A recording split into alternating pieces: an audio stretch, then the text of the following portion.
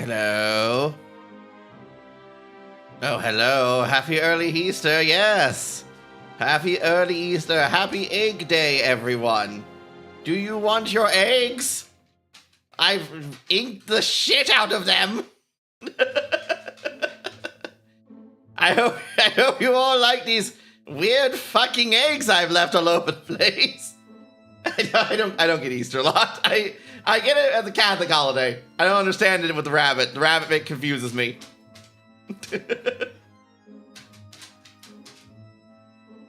Hello. Oh, I've done a thing. Oh, there we go. Hello. Hello. Hi. How's it going? How are you all doing? I hope you're doing well. I have a treat for you today. And for a treat for you, it's a treat for me. Specifically. Because we're going down memory lane. I have two things. One. And one thing I'm very excited for, and Piper's behind me. You hear chuffing. Is for candy, dessert, rabbits for dinner. Yes. Yes. But I have one thing. Look what I found at the store. It's a blister pack. It's a Tech Priest blister pack. Have you guys ever seen one of these? Back in the day, back in the olden days, when I was a mere lad, a mere child, they sold Warhammer models in these. These were how characters and metal models were sold. And I've not seen these in like forever. And I went down to my local game store, right? And I found it on the shelf that like someone had was selling their old stock of stuff stuff they never opened, like these blister packs, for instance. And I was like, oh shit! I'm buying this. Very overpriced. It was like, I think it was like $35 for this guy, but I was happy to get him. And second, which I don't know if we'll get to tonight, I have a thing. Grimdark Arts, yes, by Two Thin Coats. It's finally come in the mail. It's been sitting on my counter forever. But if you know Duncan Rhodes, he's the guy who did all the painting for Warhammer miniatures, way back in the olden days. Go do what you gotta do. Flip, see you later. Hi, Roxy. Oh no. Not again. And my dog needs to go outside too. Piper, you wanna go outside? No? Oh, just hush. Hush, Peeper. But I got... she's running into the table. No, Peeper. Don't jump up on me. No, Peeper. Yes, hello, Peeper. Can you go outside? And she's really chopping at me. Give me a minute. I'll be right back. Come on, you go outside.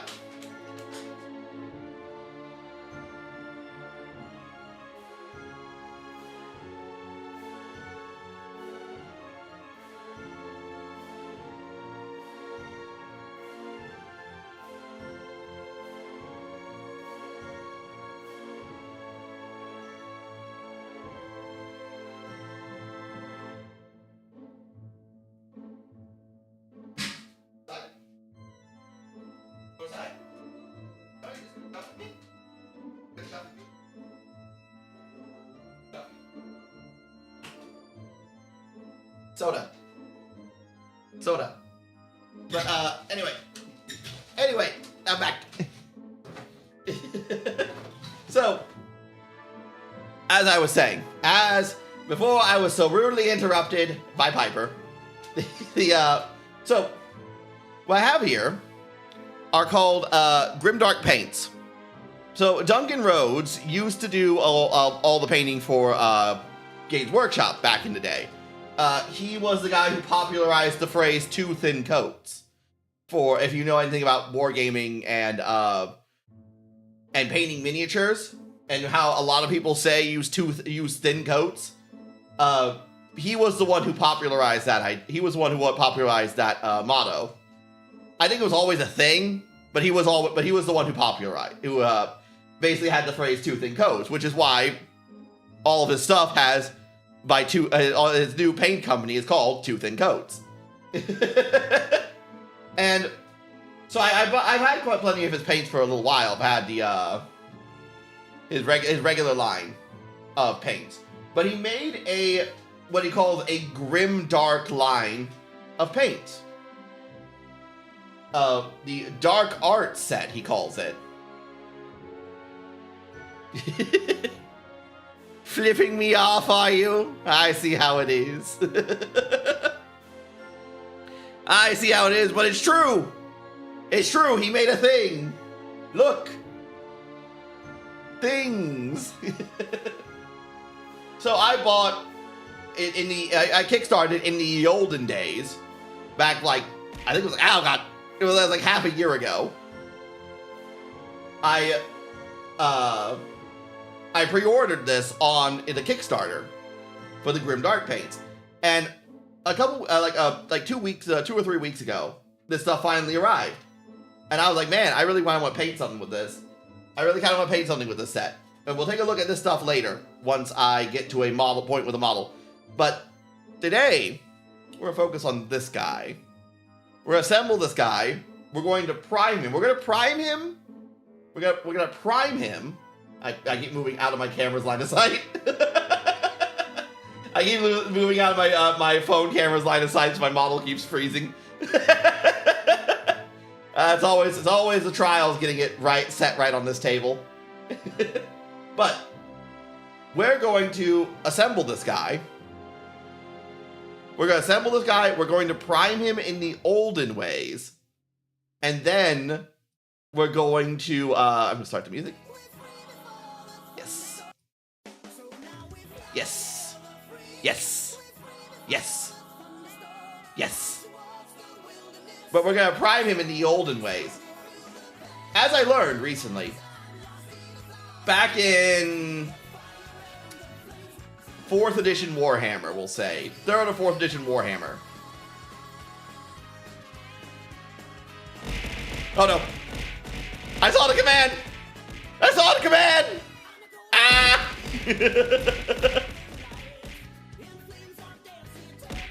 So much dying. There's so much dying in the chat. Why is Demi being bonked? Ah!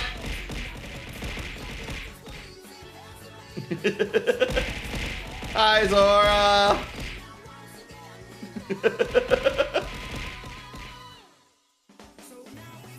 Hello. We got a blister pack. But back in the, as I was saying, back in the olden days, I'm gonna get this open. You can open it 2 ways. You can either rip it off here, like you're opening a Yu-Gi-Oh pack, or there's like a way you can pop. Yeah, you can see this back part pops out. I'm not sure if you can see that. It indents in right here, so you can get it out this way. I'm gonna. The one thing I'm feeling like, I know flesh hands. Yes, we're gonna be doing flesh hand things today. One thing that hurts me emotionally here is I kind of don't want to break this open. It's so nostalgic for me. These old blister packs of Warhammer stuff, because again, all character models, all special units, all elite units, all the special stuff came in these blister packs of metal models. And I was just, and man, they're just it's so, it reminds me of the good old days of Warhammer. The ye olden days. He's leaving. Stop him.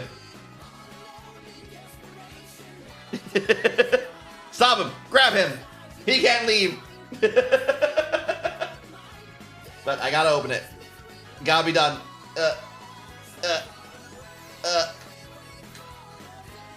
Gotta be done. It's gotta be open. We gotta get to the guy. What be happening? We're opening a blister pack. We're gonna put this guy together. This guy who's hiding in here. We're gonna clean him up. We're gonna put him together. And then we're gonna paint him. What we have here is a tech priest. The old third or fourth edition Warhammer Tech Priest. Back when they made him in metal. This is when they made this shit in metal. Look at this guy. He's missing his arms and his backpack, which are in here. Let me just. There we go. See? And they came in they were so simple to put together too. Holy fuck. That's the thing.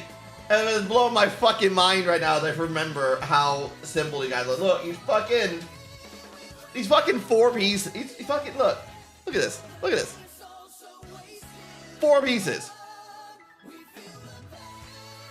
What if he had panties? I mean, he probably has panties under here. He's wearing robes. Hi, eggs. But look, 4 pieces. Here's a new character model. Look how many pieces this motherfucker is. Look how many pieces this motherfucker is. Same concept, same character model, double the pieces. And it gets even worse from there. This guy's simple. This model's fucking simple.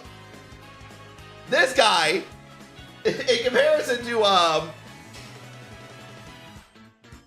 this motherfucker, who was like, he had like 3 of those brackets in here. He had like, you see how there's only 1 in here? He had 3 of them. It's insane. Insane in the membrane. Don't understand it. Well, I just walked you. I'm complaining. You can fish eggs. It's fine. I'm complaining. I'm complaining about the things. And my music thing stopped for some reason. It'd be doing that for some reason. Refresh. Refresh and loop. Play the song. There you go. That's unfortunate. It's one of those things, right? Just like the older Games Workshop was better. Abby. Got here. Abby, go. She's over there messing with wires. It's one of the things the older Games Workshop was better at. Character models were just a lot simpler, and they just made them in nice whole pieces, which has made them a lot easier to deal with. But we gotta clean this guy up, because there are, if you look close, because of the molding process of this, see this little tab sticking out right here? That's actually not part of the model. That's actually part of the molding process. This is all part of the molding process. So there's like little tabs, little seam lines that we'll have to deal with first before we can get this guy fully together. So I gotta go through and just chop those up a little bit. Like it's here on cloaks. And I don't know why they're there. I mean, I know why they're there, right? It's the process they use to cast this stuff in the first place. But I never really knew what the process of making these models actually was. But we gotta go. I don't really know what exactly it looks like that causes this to be here, because there's one on his foot here too. You can see there's one right here on his foot.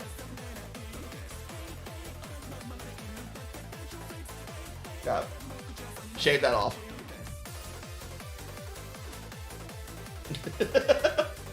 Oh my god, look who's come back from the grave. And here I thought you had died.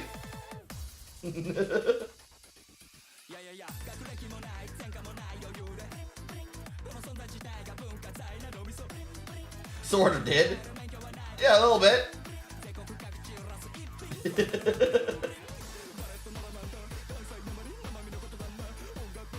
I've determined what is supposed to be removed and what's not supposed to be removed. I think that's supposed to be removed. Can we have lemon cake? No lemon cake. You will have cheese curds.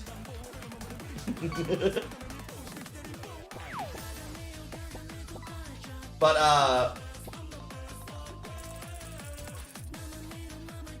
yeah, and here I thought you died when you were trying to sell me a game product on through a mysterious means on when your Discord had a little hacky hacked. I want you to know, Evan, I didn't fall for it. The man was far too nice. He barely even he didn't even insult me.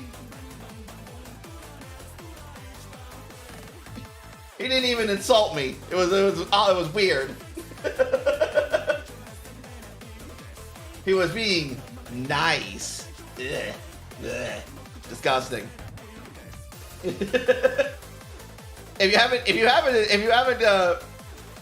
you haven't agreed to me by insulting me at least once, it's not right. Nothing's right about the situation.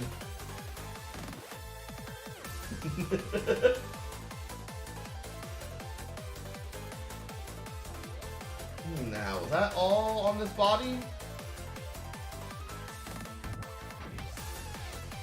I think that's all of it. I suppose we'll find out later. Yeah, see, now we gotta go to the backpack. His backpack has the same thing on it. You can see the tab there.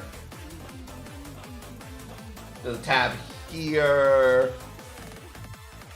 Oh, there's a couple. I think there's a couple tabs in the back. I'm not sure is that a tab or a wire. A tab or a wire. Kind of both. Kind of both. It's been a long time, has it? Hasn't been that long, has it? It's only been like since we stopped playing Look Outside, which only was like we only finished that game like it's been less than a month, hasn't it? Or am I being crazy? Am I being crazy again? I might be crazy. Ugh. Ugh. There we go. It's going.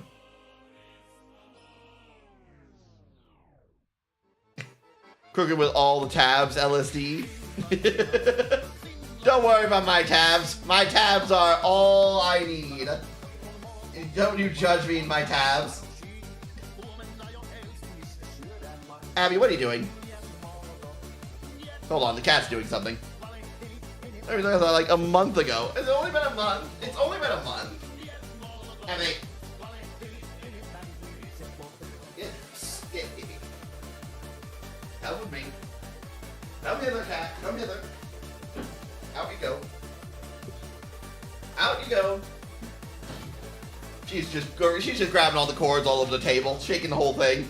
And now Piper's under the table. I cannot be free of one animal for 5 seconds.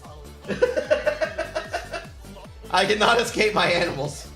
If I send one out, the other ones come in to take their place.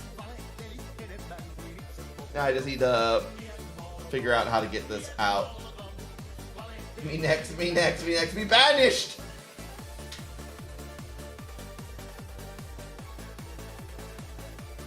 There we go. And there's a tab right here. There we go.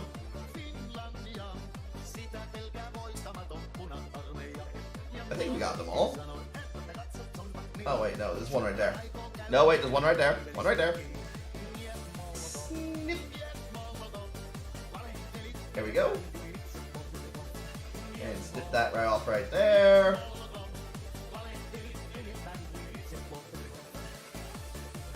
I think we're good on this.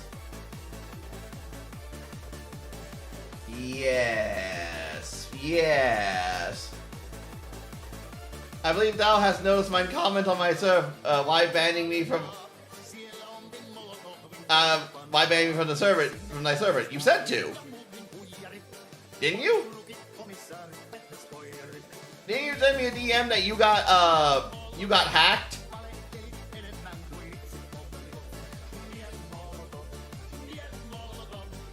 I think you did. I'm quite certain you did.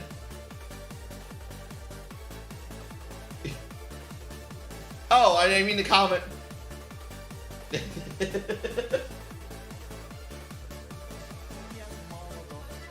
E. Yeah, I took care of it. I took care of it.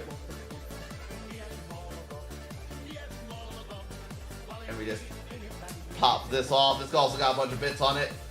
Had a tab on there that they use to grab this thing and pull it out of the mold. And got a little bit of wild one right here. You see a little wild one right there? Right there. He's sticking up. And he's gonna go snip. There he goes. He's still edging the femboy thing? I have never been edging the femboy thing. What are you talking about? That has never happened. He left the, I don't remember if I did or didn't. I'll check it. I'll double check later if I did or didn't.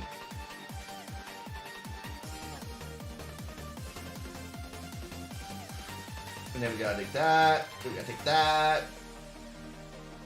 I've been thinking of playing Look Outside again. Because I wanted to see the cursed mode.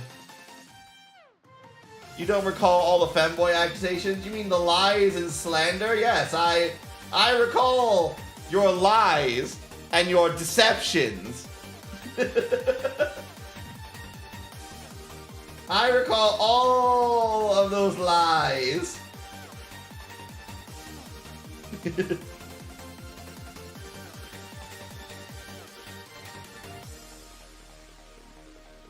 Let's see. Cry in your thigh highs. I don't own thigh highs.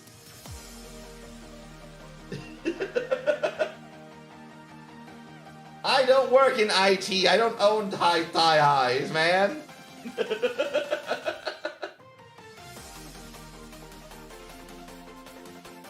Can't believe he comes back with flinging these accusations at me. You make one, you get several big booba female models, and they start accusing you of all these crazy things. You're making Warhammer minis? I'm trying to.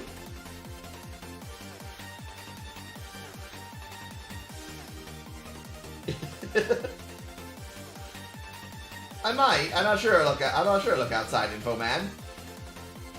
I'm still thinking about it. There's still other games I want to try first. I want to play first.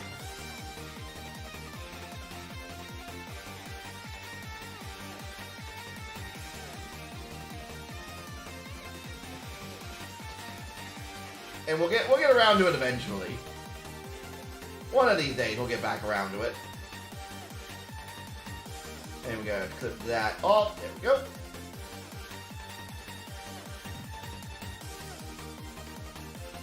Put that off there. Is that a nubbin that needs clipping? I think that's a nubbin that needs clipping. What's the update do? But Cricket, when are you going to go full piss VTuber?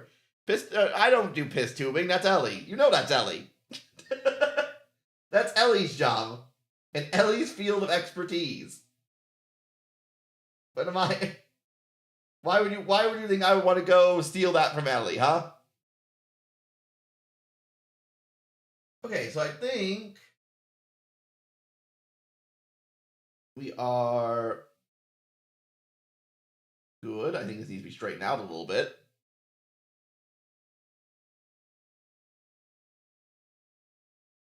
Who has the Mega Python? Ellie also has the Mega Python.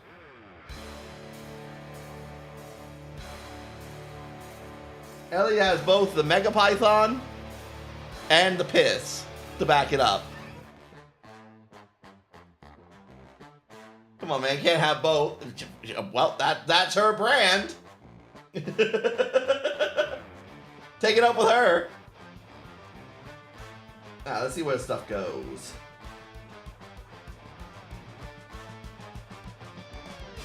It goes like so. Let's glue this into place. Add anything in the tail. There's a sea cucumber and sea cucumber shoes. Intriguing. All right, that's a thing that's going to exist, I guess.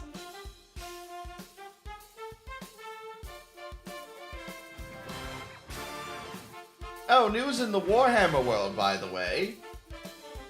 I don't know if any of you heard this, because I'm like the only one in here who's interested in Warhammer. There's rumors going around about Age of Sigmar, which is the fantasy-ish setting of Warhammer. Well, it is a fantasy setting of Warhammer, but not to be confused with 40k, which is the sci-fi setting of Warhammer. And there's a rumors going around that the next edition of Age of Sigmar is basically getting hard rebooted into being a completely different setting. Because now, for those who don't know anything about Age of Sigmar, let me just dry a little bit. For those of you who don't know anything about Age of Sigmar was the fantasy world that took over after Warhammer Fantasy Battles was decommissioned as a setting. They end times all of Warhammer Fantasy, which is really funny because shortly after they end times all of Warhammer Fantasy, Total War Warhammer came out, and it was massively popular. So, Games Workshop kind of shot themselves in the foot on that one. So they made Age of Sigmar take over after Warhammer Fantasy. And now, after 10 years, they're making Age of Sigmar and basically retconning and basically hard rebooting it to be Warhammer Fantasy again. As they're going, which is so fucking funny to me. Like, it sucks for people who like Age of Sigmar and are losing the game. They're losing the game that they like because it's going back to being old world, basically. But for someone who has been banging on that Age of Sigmar lore sucks, and that you can fucking have all the best models in the world and a decent rule set, it doesn't matter if you can't get people hooked on your fucking game. If your game's world is an incomprehensible brick that people can't latch on to things about it, no one's gonna give a fuck. Here I am gesturing with my soda hand like you can see it.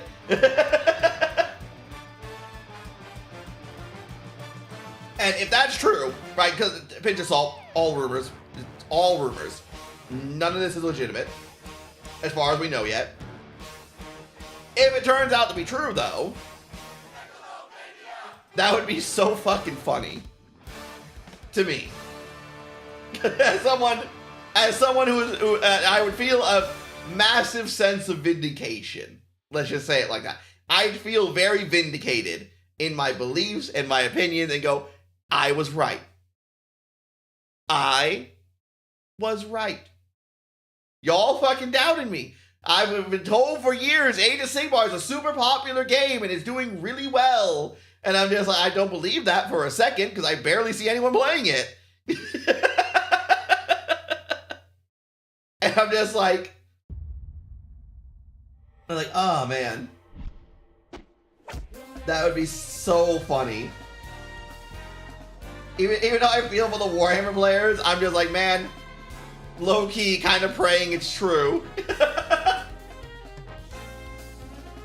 Because like I do feel for them if it's true, right? Because like, in the same vein that I didn't like Warhammer Fantasy, Warhammer Age of Sigmar because it was taking away Warhammer Old World and removing basically everything that made Warhammer Fantasy interesting and cool, and basically replacing it with super high sci-fi guff.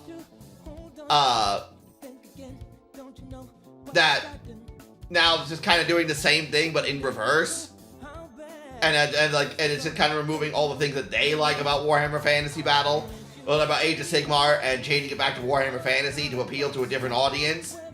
And I'm just like, but like, I think it was a mistake to change it in the first place, is the thing. which is why I don't really feel too bad about it, because it was a mistake to make it like this in the first place. I guess I should really like point out what I mean by what the lore problems, because like what I mean by all this. For as much as people don't seem to believe this, lore is the reason people play these games. Take a look at all the war games out there that don't put any effort into their... Hi, Galaxy. Look at all these war games out there, right? That don't try their lore at all, don't try their world building at all, and just make like, here are cool models, and here's an interesting rule set. I'm doing very good. We're just putting together a little tech priest. Look, he's metal. He's metal as fuck, and I glued my finger. I'm a fool. I'm making a point about Warhammer lore. Yes. I'm defining why I think lore in Warhammer is important to the longevity of a war game. So as I was saying, you take a look at all these games. Take Trench Crusade, for instance. Take War Machine. Take Conquest. All these games that have basically very little lore, or lore that's hard for people to really get behind, require a particular flavor that's very niche, right? And it makes it hard for people to really get into the game. Warhammer, the game where there is no peace, only war. Yes, the game where there is no peace, only war, except for lots of war. And with lots of war, many wars. But the thing that Warhammer had that none of these other games had, which is why every other war game is niche as fuck, while Warhammer absolutely dominates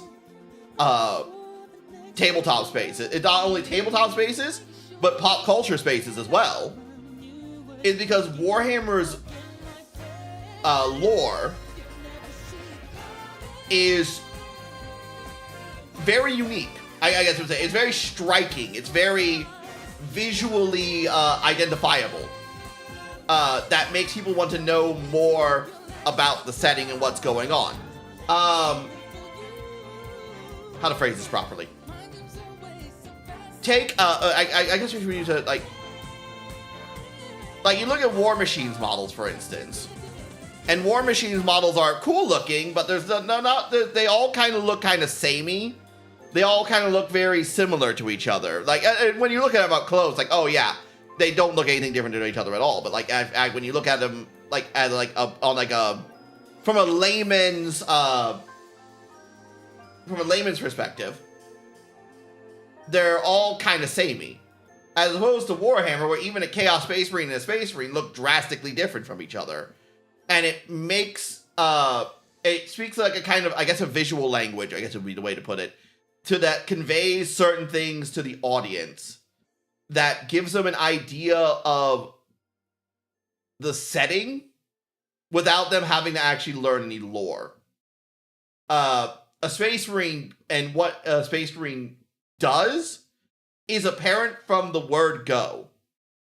And they have a strong visual identity, I guess would be the way to say it. Warhammer has an incredibly strong visual identity that anyone can walk by and latch on to immediately, which makes it a lot better positioned than things like, say, War Machine, who may technically have better lore. I don't know if that's true or not. I haven't read War Machine lore, but I know people really like it. I know people really like BattleTech lore, for instance, and BattleTech has like a very deep universe to it, but it struggles to get that massive cultural, I'm not sure if cultural is the way to put it, that that massive foothold that Warhammer has. And that's all lore right there. That visual identity, the visual identifiers that makes 40K into one of the most striking settings out there is all lore. That's all Warhammer lore right there. And without that lore, without the lore being solid enough there to create a strong identity that can be even just displayed to an audience, it makes games struggle to stand out. Like, it's not shocking as to why the next most popular war games in the tabletop space are Warhammer 40K, Warhammer Fantasy, and then we're talking like BattleTech and Bolt Gun. Like Bolt Gun, it's World War II. Everyone's been beating me over the head with World War II since they were a toddler. So everyone knows what we're going into when you get into it, right? But in BattleTech, giant robots that shoot at each other. From a very simple perspective, it makes it more identifiable to the audience that they can then find something to latch onto, to get interested in, to then get invested in, to then start buying things. It's why Space Marines, Dreadnoughts, yes, Dreadnoughts. It's why Space Marines sell the most. Because Space Marines have a very strong visual identity that draws people in and makes them want to know more. It makes them want to buy the models. It makes them want to get involved in the setting. It makes them want to get involved in things that are 40K related, and all the 40K things. And Age of Sigmar, I would say, lacks this this strength of visual identity that all the other settings have. That Warhammer Fantasy has, and that 40K has. But Age of Sigmar doesn't have it. They have really good models. I like the looks of a lot of their models. But then you just kind of like, what is this? It's a Rakshashina Mirmanade. And they're like, what? I'm sorry, it's a what? It's a fucking, excuse me? What's an Umdir Firebringer? What the fuck is that? And it starts throwing gobble words at you that just don't make any sense, and it just turns people off to it. Like as opposed to say one of people's most favorite models in Warhammer Fantasy. You want to know what people's most favorite model in Warhammer Fantasy is? That you will hear people point out a lot? Empire Greatswords. A unit of Empire Greatswords is a lot of people's most favorite unit in Warhammer Fantasy from an aesthetics perspective. And it's pretty easy to see why, because they're visually, they're very good looking models. But it's also because you can't confuse them. It's the problem with Primaris Marines in 40K, really, versus Tactical Marines. When you look at the model, what does it do? Like, what do you think it does? What does an Empire Greatsword Knight do?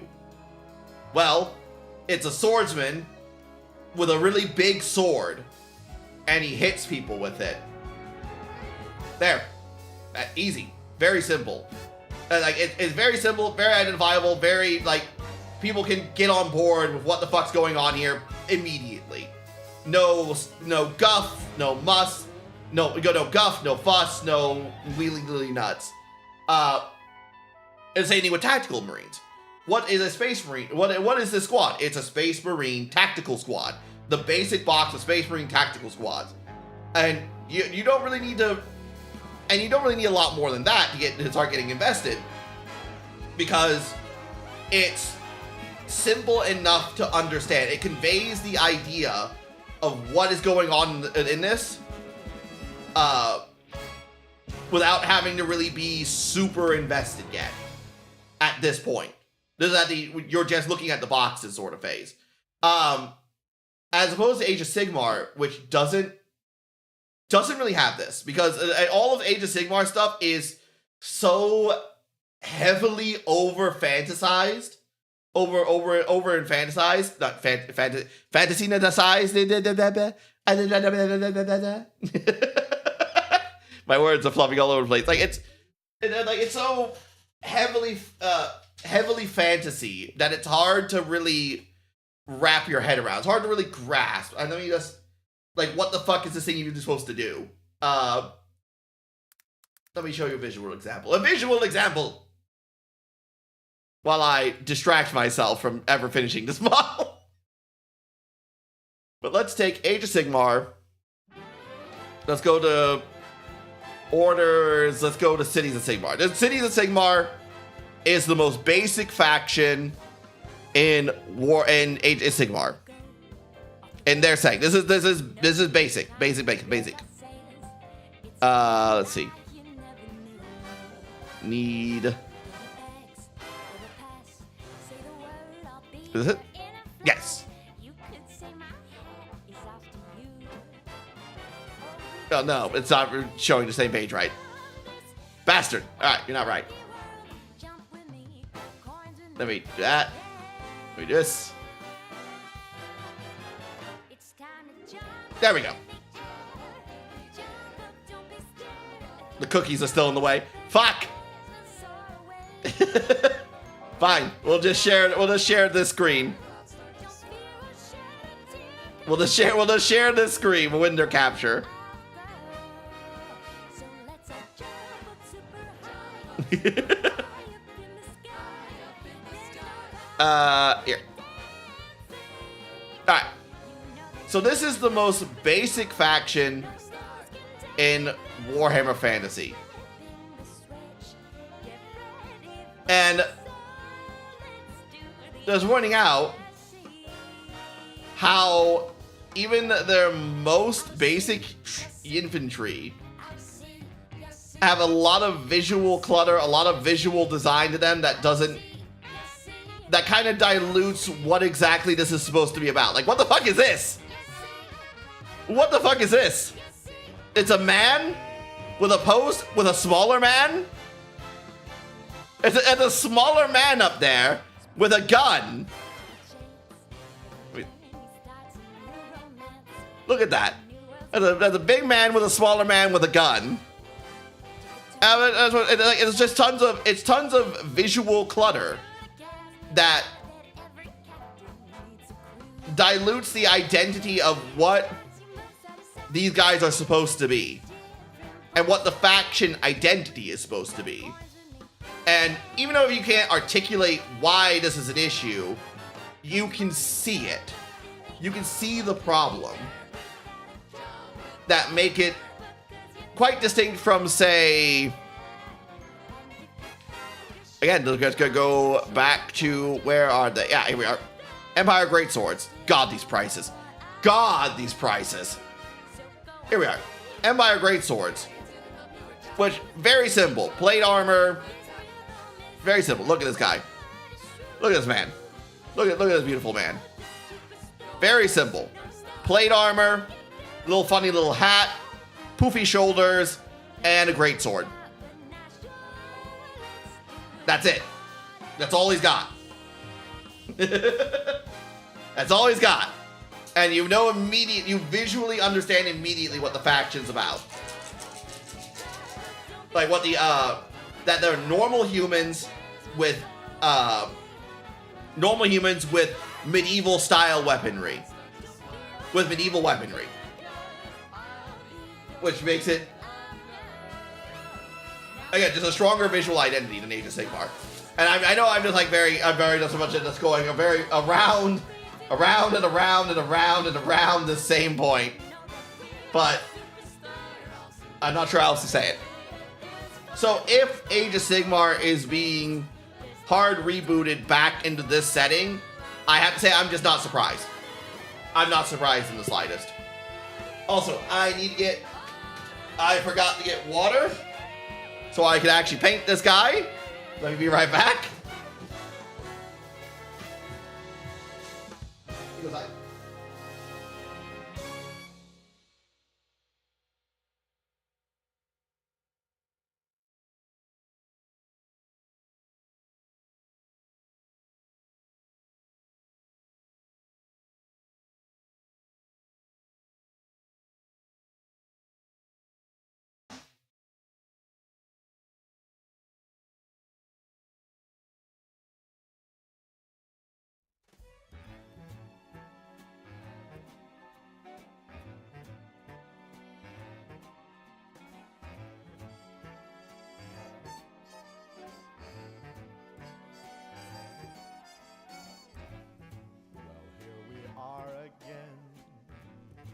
It's always such a pleasure.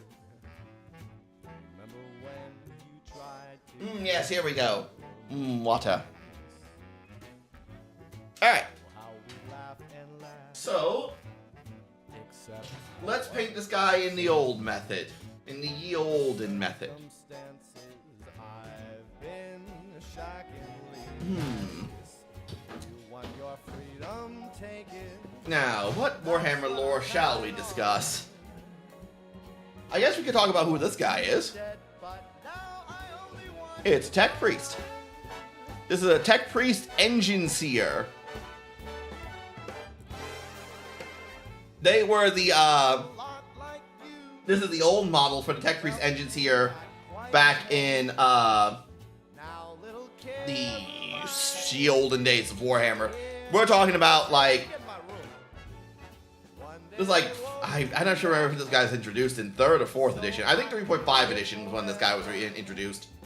it's such a shame And to say we'll never this guy to you, but you got your was for the longest time the Tech Priest model. counting on. Yes, back in the day, there used to not be a Tech Priest faction. They used the Adeptus Mechanicus wasn't a faction yet. Now listen, Like, they existed in the lore, right? They were in the lore of Warhammer. now I'm gonna And have I've some of lost my visual. friends here in the band show you a thing Lost the visual we do. thing again. There we go. Subjects. They were in the lore of Warhammer, right? They were there. Yep. I freaked it out. I freaked it out, chat. My model's completely frozen.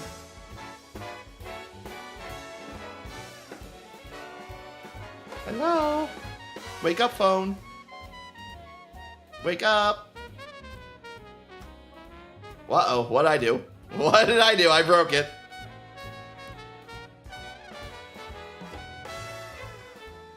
Now let's connect. Let's reconnect it here.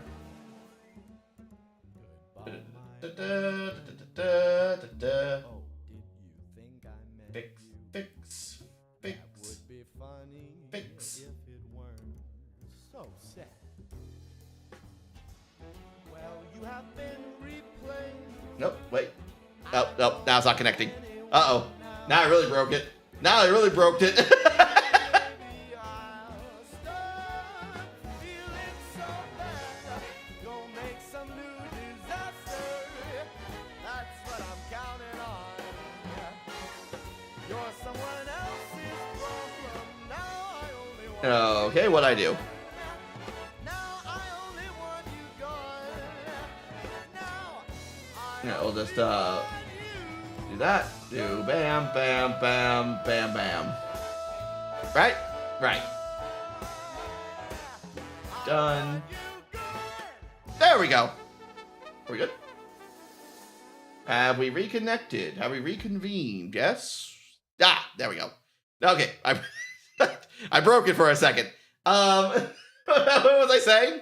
What was I saying before I broke my model horribly? It's always this painting stuff. I really feel like I should really reorganize my entire desk, right? And so I can just have a actual painting area. Right now, everything's kind of just like fucking I filled up this entire table with crap, and nope, model froze. Nope. Okay, game. I see how it is. So I really feel like I need to like clean it off and really properly get this thing all properly together. Reorganize where I have my monitors. Reorganize where I have my keyboard. Reorganize where I have my little mat, and all that stuff. So I can really get like things functioning properly. Miles just gonna be freezing like that occasionally. I guess that's just gonna happen. I also need a new set of paintbrushes. That's for sure too. I bought this set of paintbrushes from, like, they're called Artify paintbrushes. They kind of suck. Not gonna lie, kind of suck. Not gonna lie, could have probably have done better elsewhere. But anyway, I was going to paint this man in the old method. As I learned,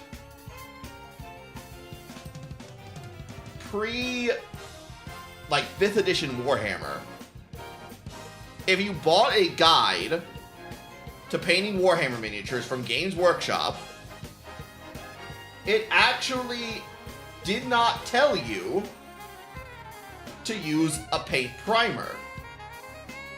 Or rather, it told you to paint the primer on yourself rather than using a rattle can.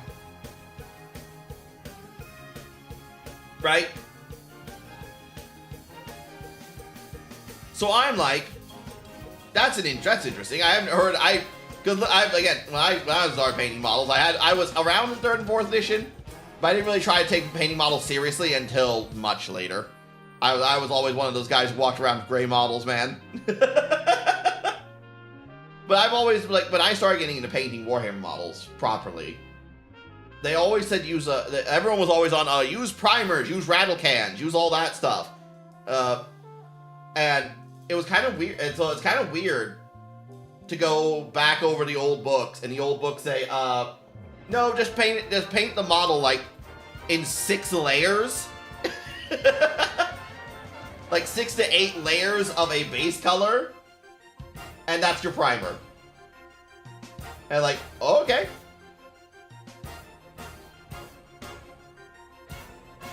So let's give that a go. So it seems like my paint didn't come out very well. Seems like my paint didn't come out of this paint pot very well. Let me get a few more good shakes.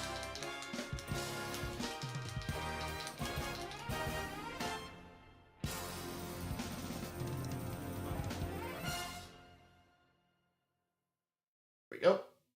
Yeah. There we go. Now we got some pigmentation to this. Abby. Down. Down. Other way, cat. Other way. Wants to come up here. Wants to come up here and say hi. But we can't have her come up here and say hi. She has to go down. She has to go down that way. Alright, let's focus on this area. This cloak, back cloak, and we're just gonna keep painting this until it comes out right. Do better. No. I refuse. Categorically. Structurally. I will not. I will, in fact, do worse. I will, in fact, do worse, and I will never get better.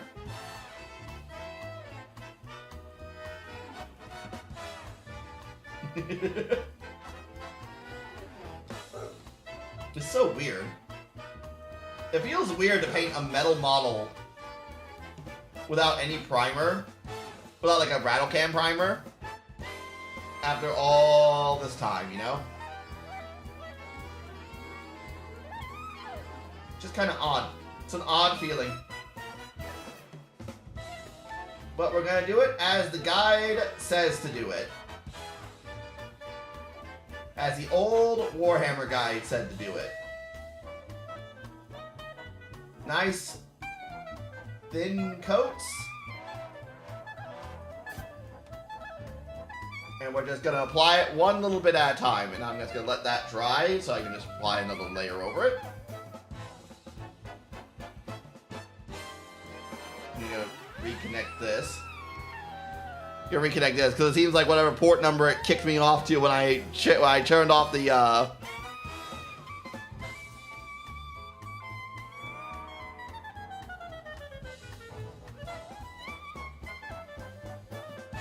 like whatever port number it kicked me off to when I had to reconnect my model. It's a bit more laggy. It's a bit more laggy. But how are you doing, Stone? While that's drying, let's get the rest of this armor done. I'm just gonna... We're painting this guy in the old ways.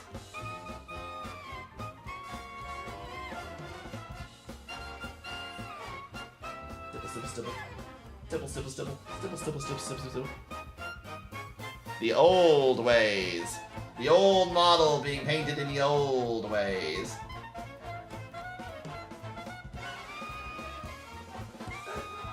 And we're just gonna...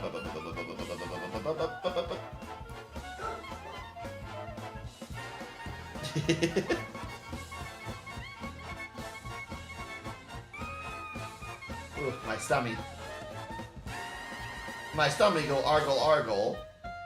And I think it makes you want to... It wants me to use the restroom. But we can't stop now.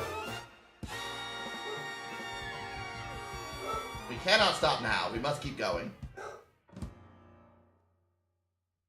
There we go. And then we... Stipple, stipple, stipple, stipple, stipple, stipple, stipple, stipple, stipple. Piper has found someone to kill. Someone's outside who needs to die. You can hear her. You can hear her. Do they need to die, Piper? Must they die for their hubris? Will you not show them mercy, Piper? For their audacity? the audacity of these people to come to your domicile. Will you not show them leniency, my lord?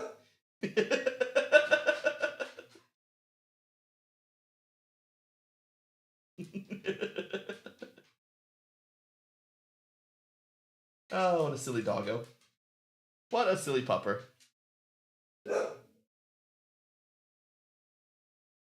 I've been here for 30 minutes and Twitch keeps getting rid of my chat, getting rid of chat.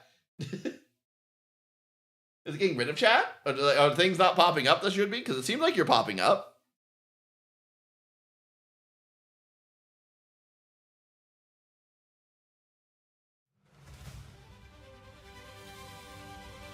It seems like you're popping up.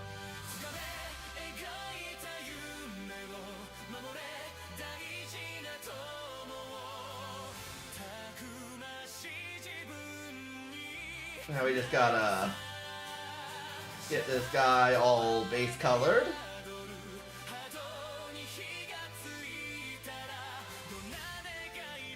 And then apply several more layers. They are now. Ooh. He's surviving. He's alive.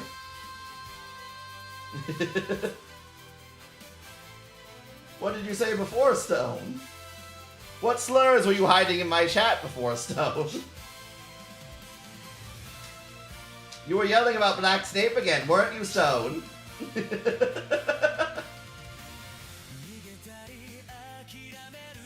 I knew it. I knew it.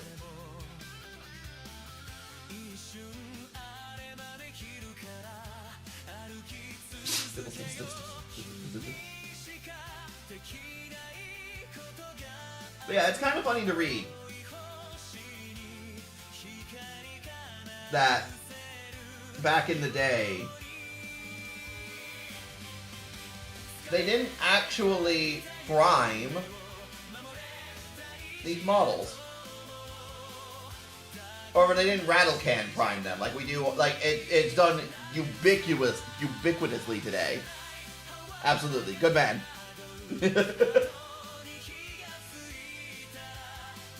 Like today, it's just everyone does. You do rattle can priming. No rattle can priming or airbrush priming. No one does it by hand. Like absolutely no one does. Which I mean, I can see why. It's a pain in the ass, but it's a massive pain in the ass. But it was kind of funny that a company. But you can tell the Games Workshop changed drastically as a company. Because they used to, as a company, they didn't advertise that they were selling rattle cans.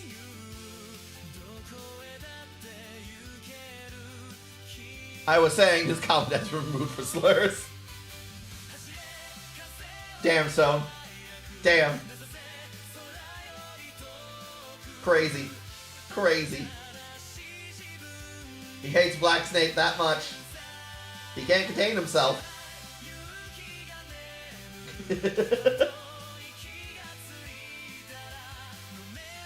But yeah, it's kind of the thing between old Games Workshop and new Games Workshop. Well, new. Like 5th edition's not really that new. 5th edition's actually pretty fucking old.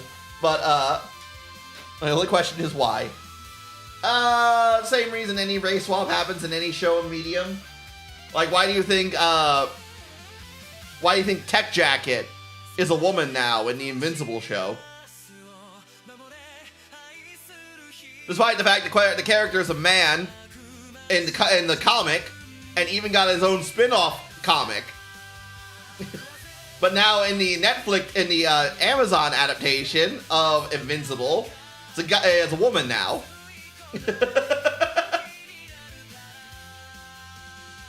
Quotas need to be made. You go outside, Piper? I think Piper wants to go outside. She's coming back here to chuff again.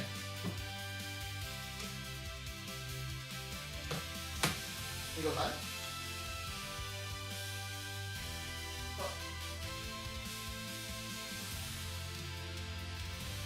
Hush. Oh, hush. No one out there. No one out there, Piper. It's still not as funny as the old lore. The old lore. Back in the olden days, when J.K. Rowling tried to lie to everyone that Hermione was black, that shit will never not be funny. That shit will never not be funny. When she tried to gaslight the entire Harry Potter community to believing that the character they've been reading the entire time was actually black. It's not a problem with having a problem with black people, right? But it's just like, that's clearly not what Hermione was. We know because we have the character description.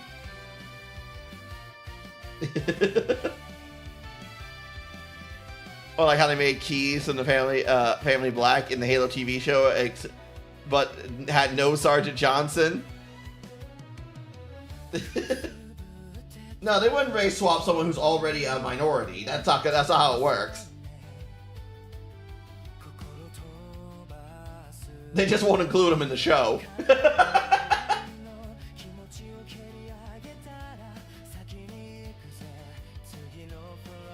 I mean, and that's mostly by design there.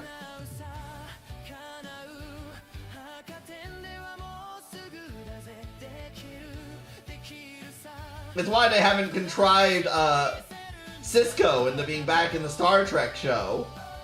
Even though you know they fucking want to.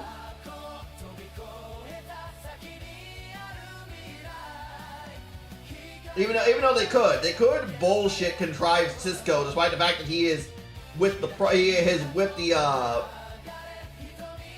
he's with the gods now. They could bullshit a reason for him to come back, and I bet they would, if it wasn't for the fact that Cisco, they don't like Cisco.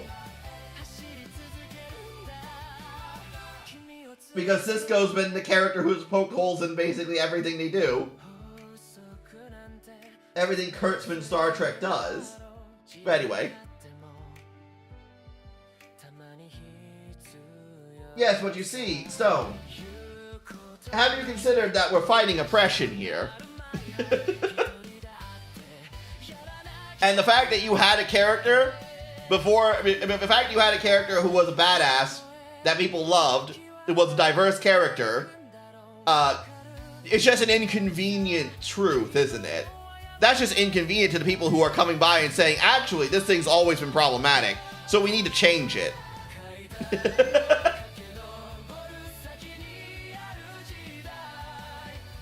It's almost like people are full of shit and it's all self-serving.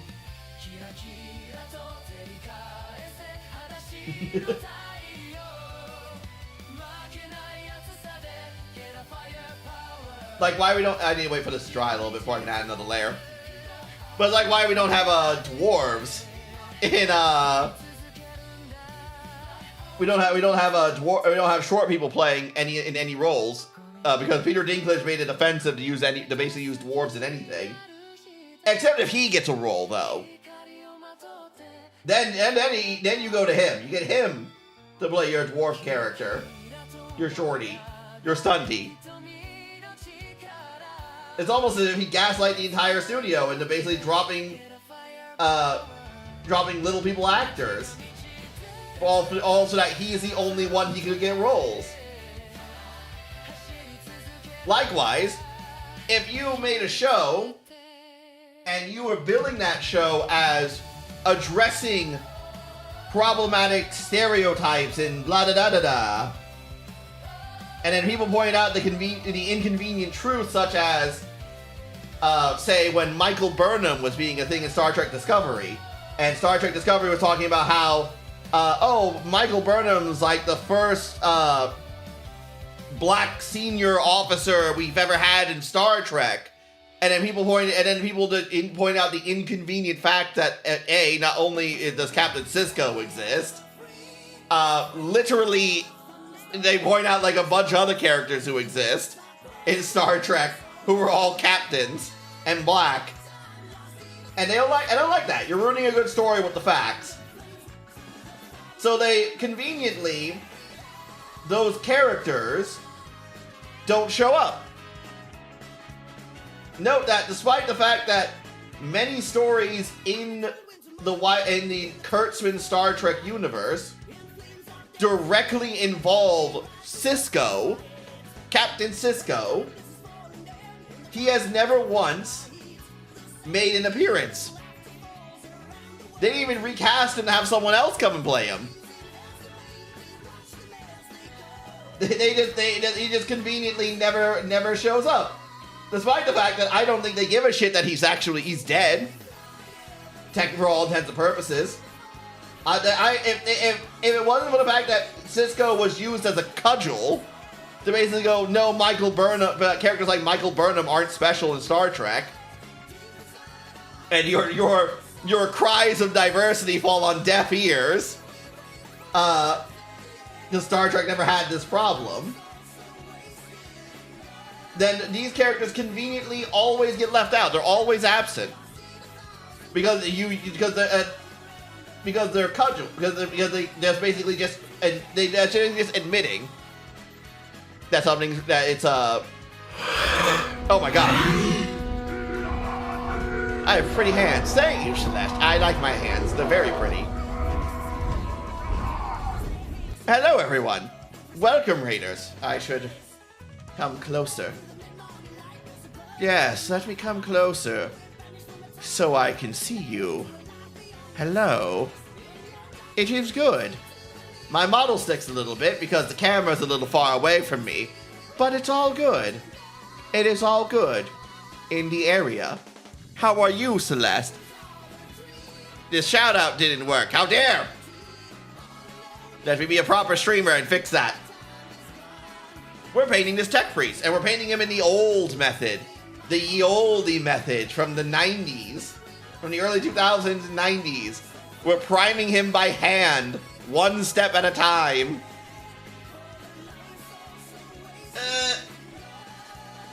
There we go.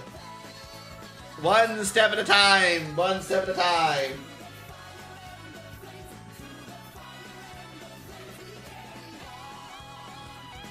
Did it work?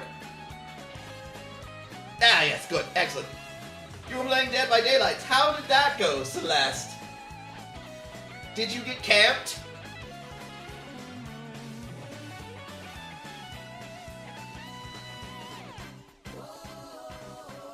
Yes, priming by hand. You did? Excellent. This sounds like a good game of Dead by Daylight, that's for sure. So I'm just trying to, just adding layers to this. But feel free to do any after stream care you need to. By the way, Celeste.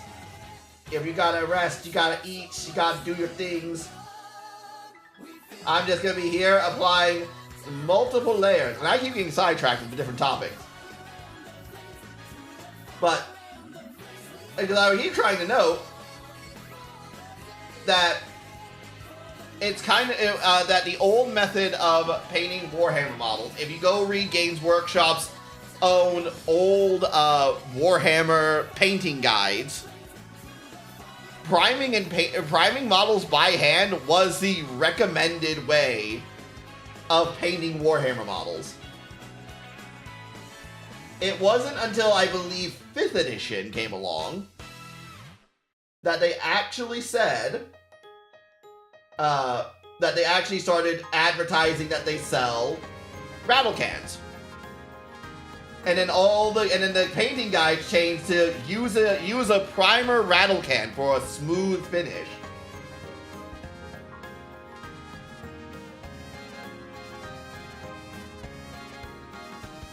And so and it's kind of funny how that kind of like ubiquitously stuck in the Warhammer community. Because like that is basically how everyone paints Warhammer models now. Everyone does a primer rattle can, and then proceeds to, you know, paint the model from there. No one does this method of priming by hand. And it's kind of funny. I found it funny how it got it just stuck, right? Like it used to not be that way, and then it was. What I think has to do with the fact that Warhammer has evolving audiences. Like when I got involved in Warhammer, when it was a completely different time than when a lot of other people got involved in Warhammer. My friends, for instance, I played this game IRL with for quite a few years. They didn't get started in Warhammer until like 6th edition, right? They didn't start until 6th edition Warhammer. And they played through 6th and 7th edition. I started in 3rd and 4th edition. Played through 5th edition. God, that was a fucking time. And I skipped 6th edition. I didn't play 6th edition. But I played 7th edition.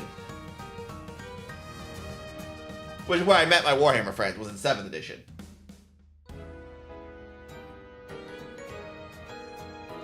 And yeah, just like and each time you go, when I was playing it, when I was with my original friend group back in 4th edition, was a very different vibe of a game than 7th edition, per se. Now, painting that by hand is going to be a bitch, but we'll bubble our way through it.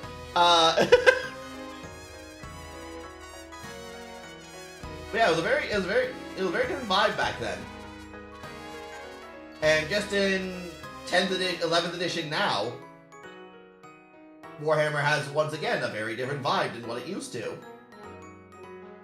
It's one of those games that just like Dungeons and Dragons, where it's been around for so long that it actually has a bunch of different audience groups based on when they got into playing it. And you keep wiping the paint off that foot there. Keep wiping the paint off that foot there.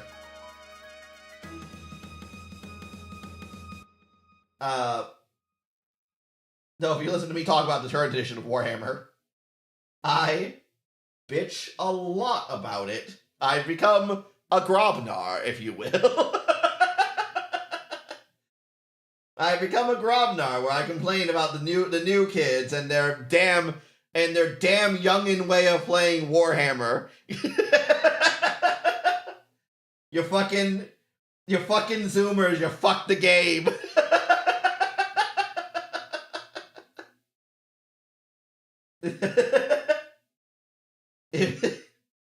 But it's just funny how things work. It's funny how things go.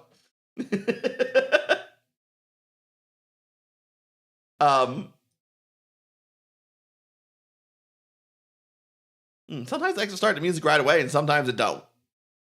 Sometimes I like to sit here in the void, where only darkness waits for us with no music whatsoever.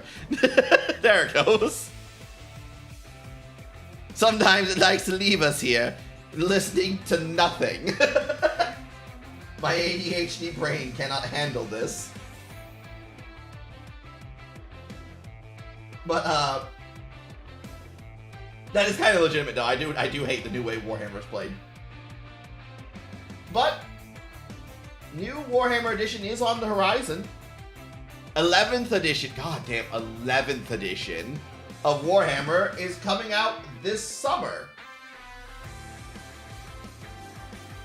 And I hope, soft hope, that it fixes the problems I have with the current Warhammer game. Because I don't like the new Warhammer game. I don't like the way it plays. And I don't like its rules. Like I was gonna say, the way it plays now, will they fix turn-based? No. It's gonna be I go, then you go, then I go for the rest of fucking time. They will never change that. No alternate activations for you, motherfucker. Despite the fact it is actually a much better way to play the game than I think it's just one of those things that just has become ubiquitous with its identity, that the game designers just don't want to get rid of it.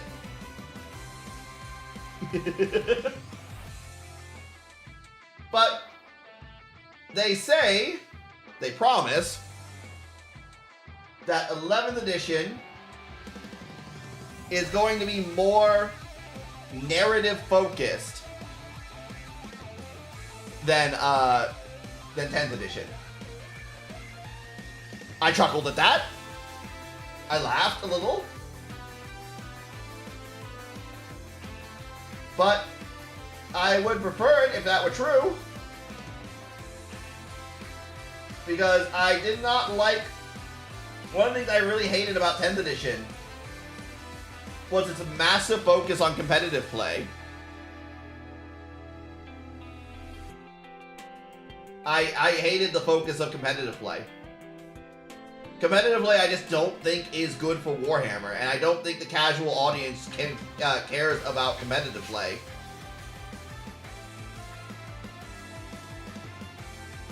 I don't think the majority of audiences that are interested in Warhammer care about playing competitively. Mainly because competitive Warhammer is fucking boring. Competitive Warhammer is just a math hammer list of what is objectively the best units that ignores things like any thematic flair or personality. Oh, things like personality. Watch me wiggle my wrists. Watch my wrist wiggle.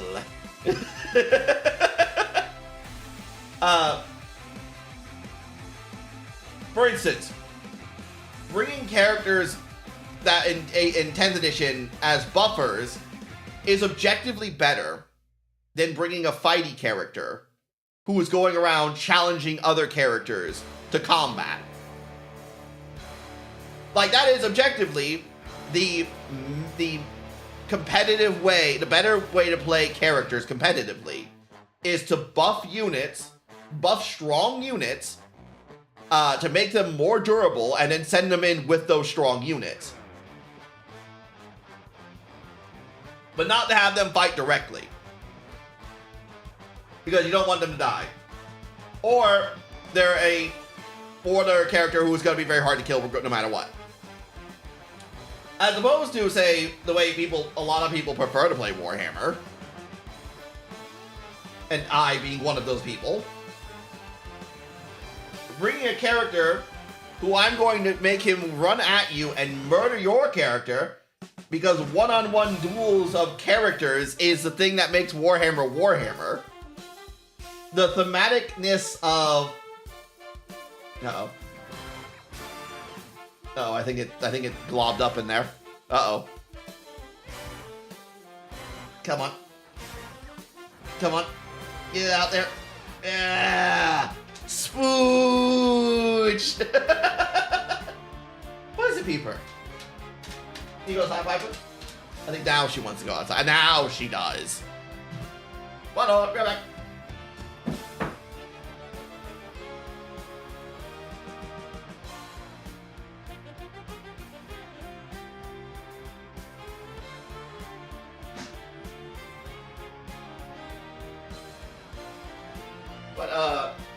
As I'm saying. Exactly so. That is how you will play the game the way Games Workshop tells you to. You will stand there and volley fire at each other. That's how it works.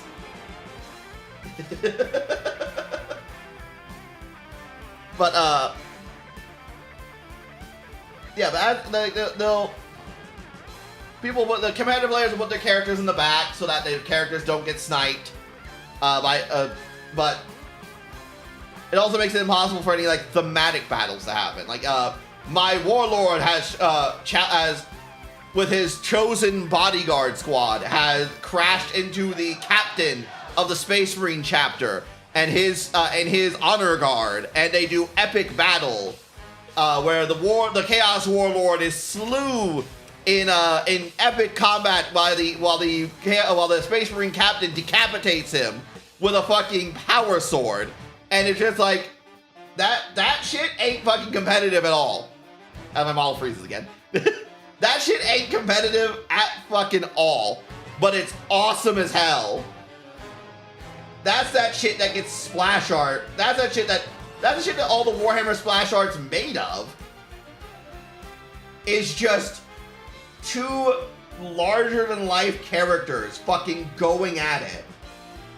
That's like all Warhammer splash art. And you can't have that in competitive play. You can't have that in competitive play. Because that kind of epic battlescape is fucking stupid. Like, it's that kind of thing where logically you wouldn't do it. But Warhammer ain't a universe of logic. It's a universe of honor and tradition and facing down the enemy with your faith as much as your blade. And it's the thing that makes Warhammer a wonderful game. But competitive play doesn't facilitate this kind of gameplay. Yes, like even being poked in the foot by a Necron warrior. Exactly. Or you're a Nightbringer and my Bloodthirster fighting each other in a 1v1. Like, it's the shit that makes Warhammer super fun to play. And it's the same thing for, like, terrain. Like, it even goes so as far as, like, terrain in Warhammer. Because you go look at the competitive scene of Warhammer right now, and you look how tables are set up, they're all the same. They're all ruins that are either square shape or L shape. They're all ruins that are either square shape or L shape. To the point that people have stopped getting distinct models for looks of terrain, and they're just featureless L-shaped, square-shaped terrain blocks that are easier to set up on and are tournament legal, as they call them. And everything just looks the fucking same. It's depressing. It's depressing to walk over to a Warhammer table and just see the same terrain, the same arrangements, the same units, the same everything. It's like, it's I think for like the past like year, how dare you, Silver? I think for like the past year of looking at Warhammer tables, I have seen 0 variations in people's Warhammer list. I'm gonna try to paint it on here like this. I have seen like 0 variations of people's Warhammer list. They all are running the same models. Either the models that they run usually, with absolutely no variation in it,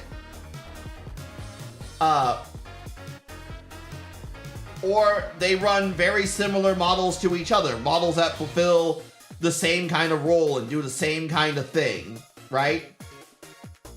And let me tell you, That's fucking depressing to watch a Warhammer game where you see the Chaos player bring the same list of chosen, Rhino,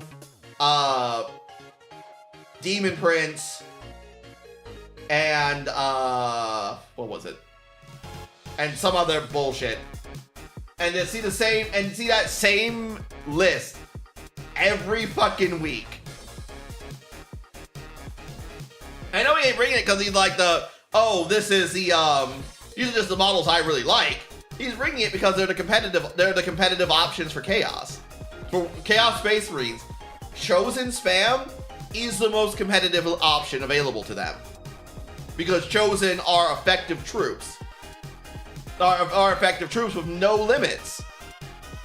Who can bring more special weapon options and have power weapons that regular Chaos Space Marines don't get.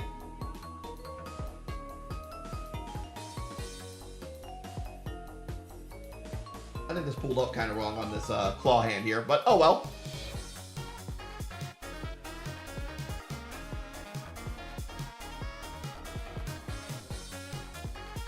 It 10th edition did a lot of things I don't really like. And I don't think any of it was better for Warhammer. So here I go rambling about 10th edition again, like the old man I am. And these youngins and their games. But we have a new edition on the horizon. We have 11th edition coming. And hopefully it will fix the problems of the previous edition. I will not hold my breath on the matter. Especially since some of the things they're saying about like what they're changing in the game doesn't really sound like a whole lot. Oh, no, that spooched a lot. Oh, that really spooched. I'm sorry, guys. I saw you had to see me spooch like that on the stream. Sorry. Oh, sorry. Oh boy. Just all comes out at once sometimes, you know?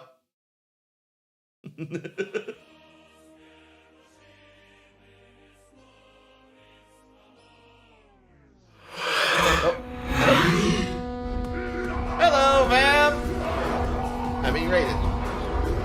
We're being raided again. Hello! Hello, hi. Hi. Hello. Greetings. My model's sticking because my phone is so far away from me. Maybe I should shrink back a little bit. How are you? What were you up to? What were you doing? What were you up to? How dare you squish my face? Let me give you a proper shout out. Let me be a real streamer. Yeah, okay, I'll reach my keyboard behind me. Let me make sure. You fab. There we go. You were playing Resident Evil. Were you playing the remake of it? Were you playing the original or the remake of it? Well, which version are we playing? As I need my own table. Because it's like there's the remastered one. Ah, yes. I don't expect you to play the original. Especially since I'm hearing that the remaster of it is really good. People say the remaster of it is really good. So, we're just painting an old Tech Priest. I primed him by hand the way Games Workshop said to back in their manuals in like 2004. We're still kind of working our way around the model here, trying to prime all this different crap. All the little backpack here that still needs some layers added to it. His staff here, which also still needs some more layers added to it. It's only melted twice. Excellent. Only 12 more times to go.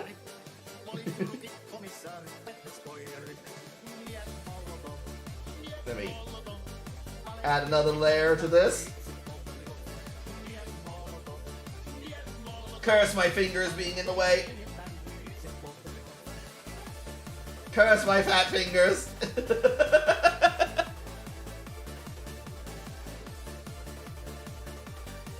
How far did you make it in Resident Evil? That's one game I do need to play. I've never played through the whole thing of the first Resident Evil game. I've only ever played through a little bit of it, and then mainly played through Resident Evil 2 and 3 afterwards. But I never actually played through the first one. Just beat the water part with the sharks? Ah, yes, the sharks! With lasers on their heads, of course.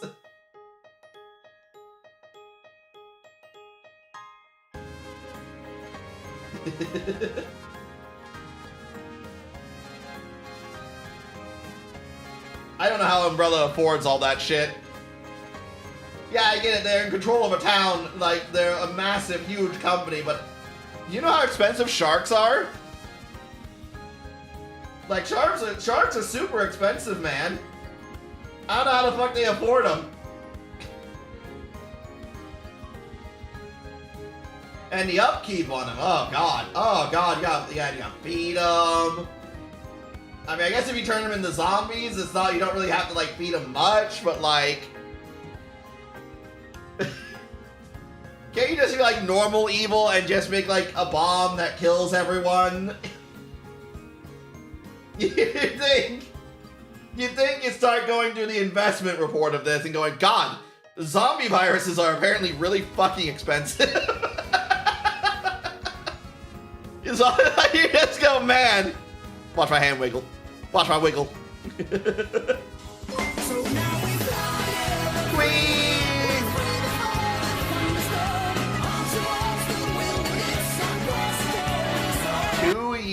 2 years of subs. Thank you, Queen, for the resub. A whole 2 years it's been. Where does the time go? Where does the time go? And my model freaks out because it's over there. Because my camera's over there. It's really far away from me. So it makes my model freak out a little bit.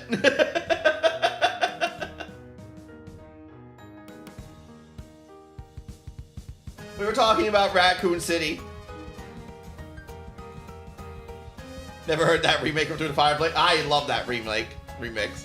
We're gonna play it again because I love that remix so much. It's Mio Honda steps through the fire and flames.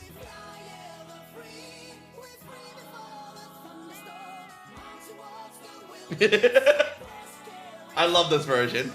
This is probably my favorite version of Through the Fire and Flames.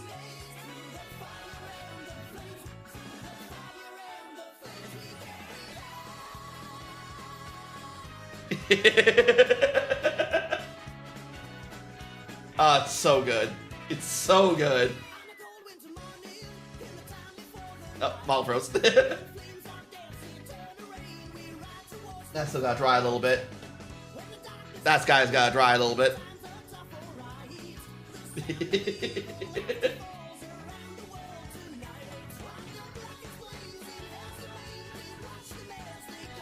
I think this guy has enough layers on him. I think he's good.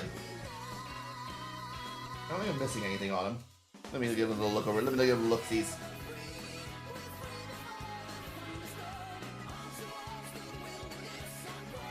I think maybe under him needs more paint. Which is always under. It's always under him. It's always in his crotch somewhere. It's always the crotch that gets away. It's hard to get his balls painted, you know? It's all just out of line of sight, which makes it really hard to actually get to it with a paintbrush. Even with a spray, it's hard to get to.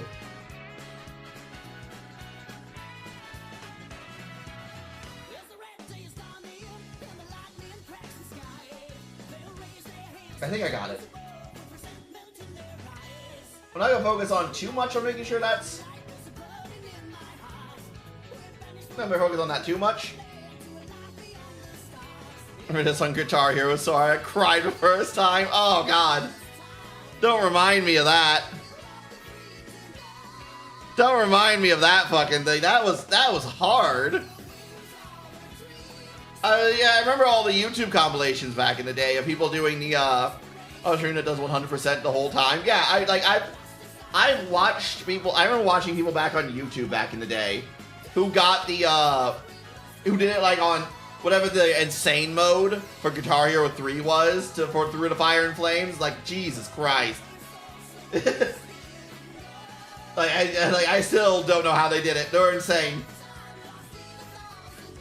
It's crazy, Dio. Crazy.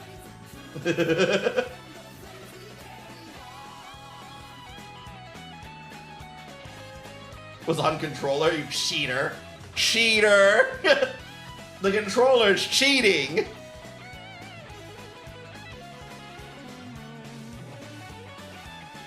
Can't believe such cheating in my presence. Insane. Insane. Shake my head. Hate to see it. Hate to see it. Hate to see it. I think this is dried enough for another layer.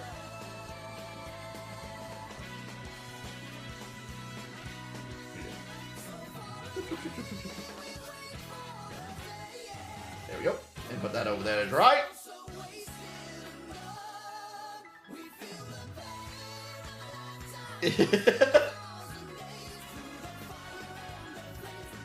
Yeah, I didn't know they had controller options either. It was kind of crazy to hear about later in life. But like, it's cheating. But it's cheating. You can't do it.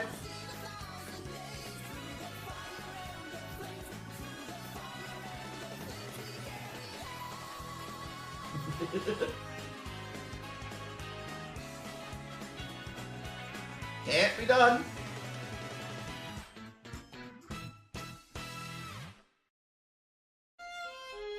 What would John Guitar Hero say if he saw you using a controller?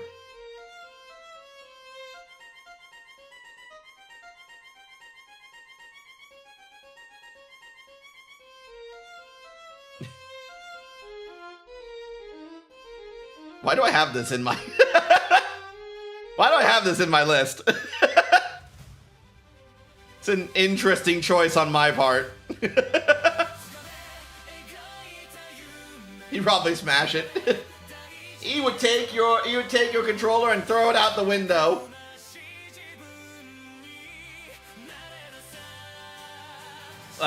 Player 2 controller on the Duck Gun NES controls the ducks? What? Did that actually work? Wait, does that actually work? I never heard that before.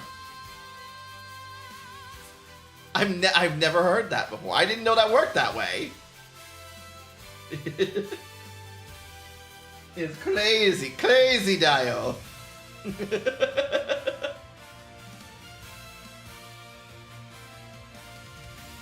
You learn something new every day, I guess.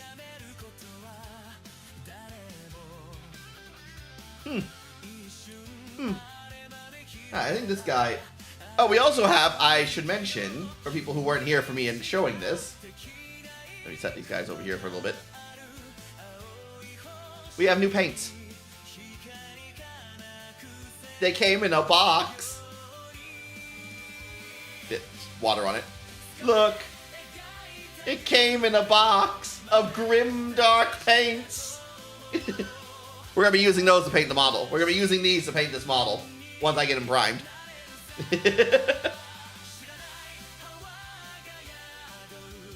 Which I am excited to try. Sweet. Yes. Sweet. Look at all these sweet colors. We got, hold on, opening the box. Hold on. We got old brown metal and warm brown ink. That's an ink. Cult Master Green. Must have Cult Master Green. Can't forget Cinderborn Brown. There's a lot of fucking browns in this, I'm realizing. And Nora Brown, which is another brown. That's another fucking brown. But there's all browns in this line. Blight Cream. Ironclad Silver. Brown, brown, brown, brown. God, there's a lot of browns. Here we go. Here are the other colors. We got Betrayer Green. Aminous Black. Animus. That's a fun word, animus. Deep Red Ink. It's actually an ink. Yeah, it's actually an ink. It's a fun word, like defenestrated.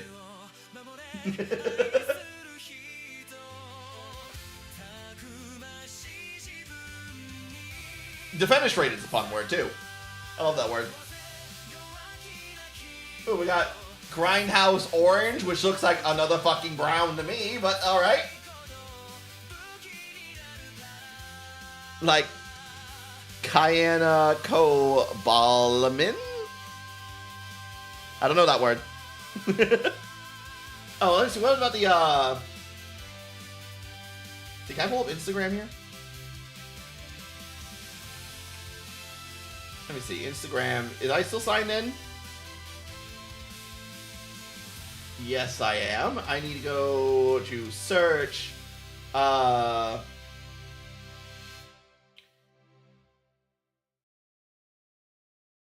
Word department.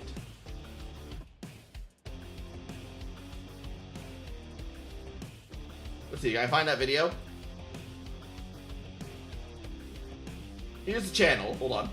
Hold on. I'm gonna find it. I'm gonna find this. I'm gonna find this one.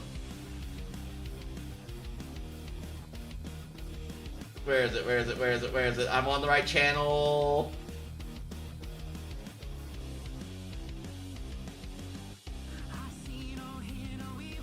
Where is it? Where is it? Here we go. Department of Words. Hold on. Now let me come over here.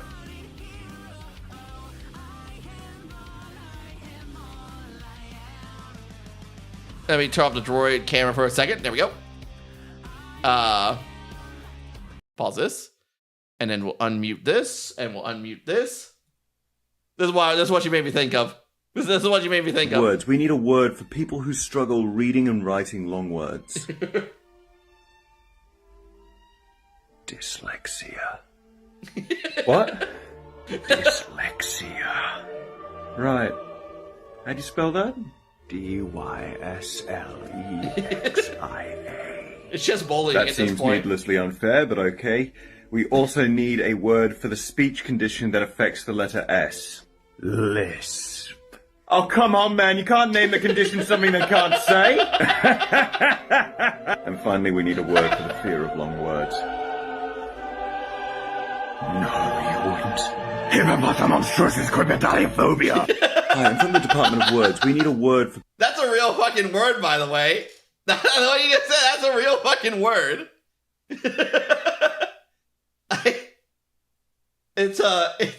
I love this guy's channel. And it is the fucking, also, Instagram on the computer is fucking absurd.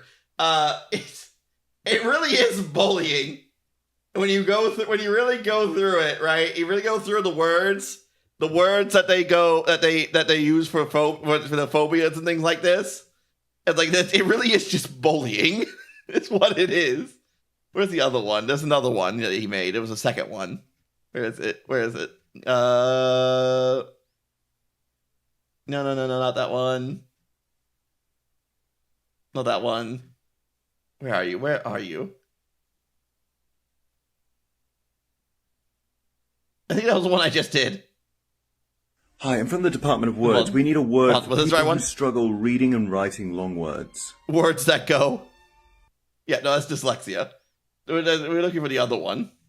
I must have passed it earlier. Oh, yeah, I did. Hi, I'm from the Word Department. Here it is. Here's the other one. Word for the speech defect that affects the letter R. Roticism. No, the letter R. It's fucking bullying. Roticism.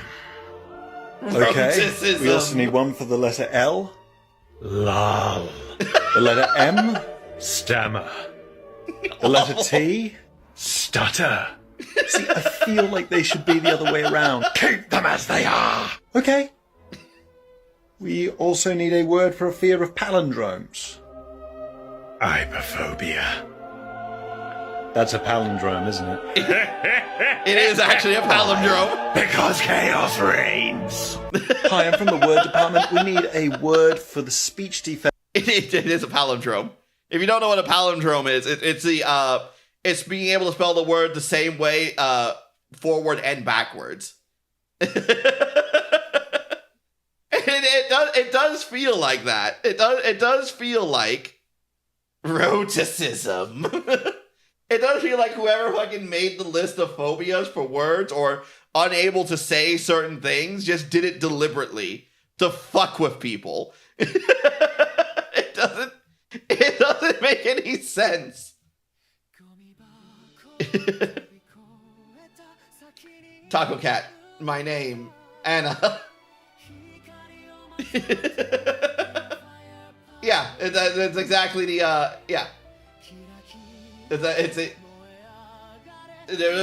I'm surprised there's a phobia for it, but yeah, it's bullying. I'm just convinced that doctors are just taking out their spite on all the people who bullied them. They're like, this guy's got a lisp. He can't say certain words. What if I named the disease? What if I named the condition that he has into something he can't fucking say? That'll fucking show him.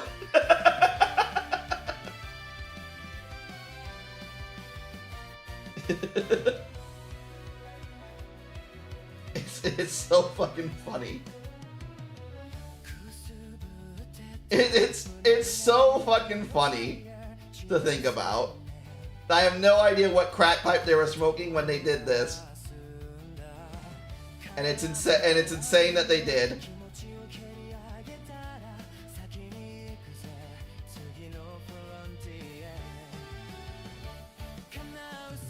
Going on to a completely different subject. Anyone remember Digimon Frontier?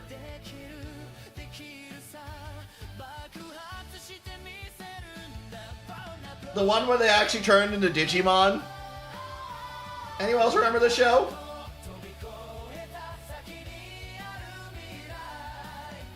I remember the show being incredibly mid, but this opening was fucking fire.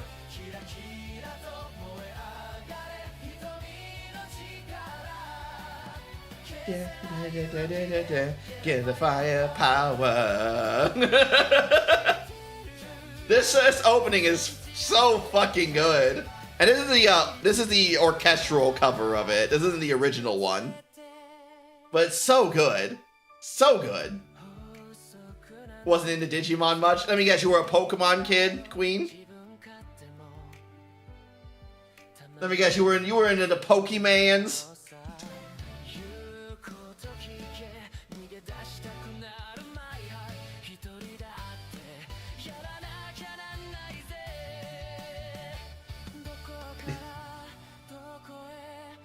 Get another layer on that.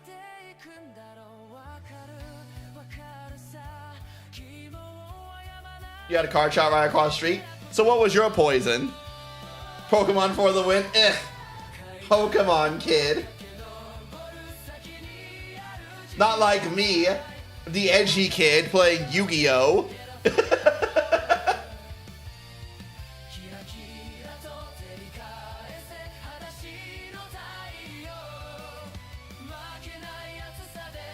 You had your Pikachu. I had Dark Magician.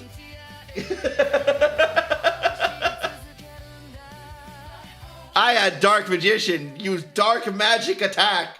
Send Pikachu to the fucking Shadow Realm.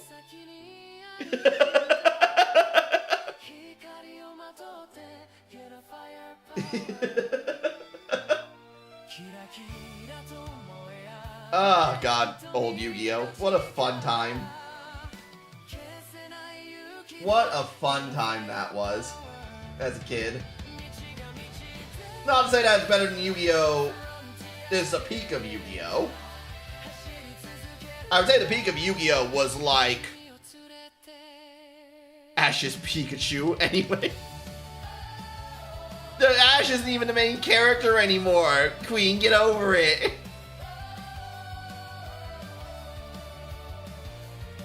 I would say that the peak of Yu-Gi-Oh! Was like 2014. 2014, 2018, that was like peak Yu-Gi-Oh! Right? That was like the best, that was the best time for Yu-Gi-Oh! It was fast enough that the game came into its own with things like special summoning, and it was fast enough with interesting summoning mechanics that made the game really have like fun interactions you could have with the opponent. But it wasn't so like overbearing like today with Yu-Gi-Oh! Where it's just like set up board, your opponent can do nothing. Your opponent either has the answer to get out of your board state that's in, or they don't and they lose. Which is kind of what Yu-Gi-Oh! Is at the moment. It's getting better, but it still kind of has a lot of that. But because a lot of decks were designed like this between like 2018 and now. Which kind of sucks.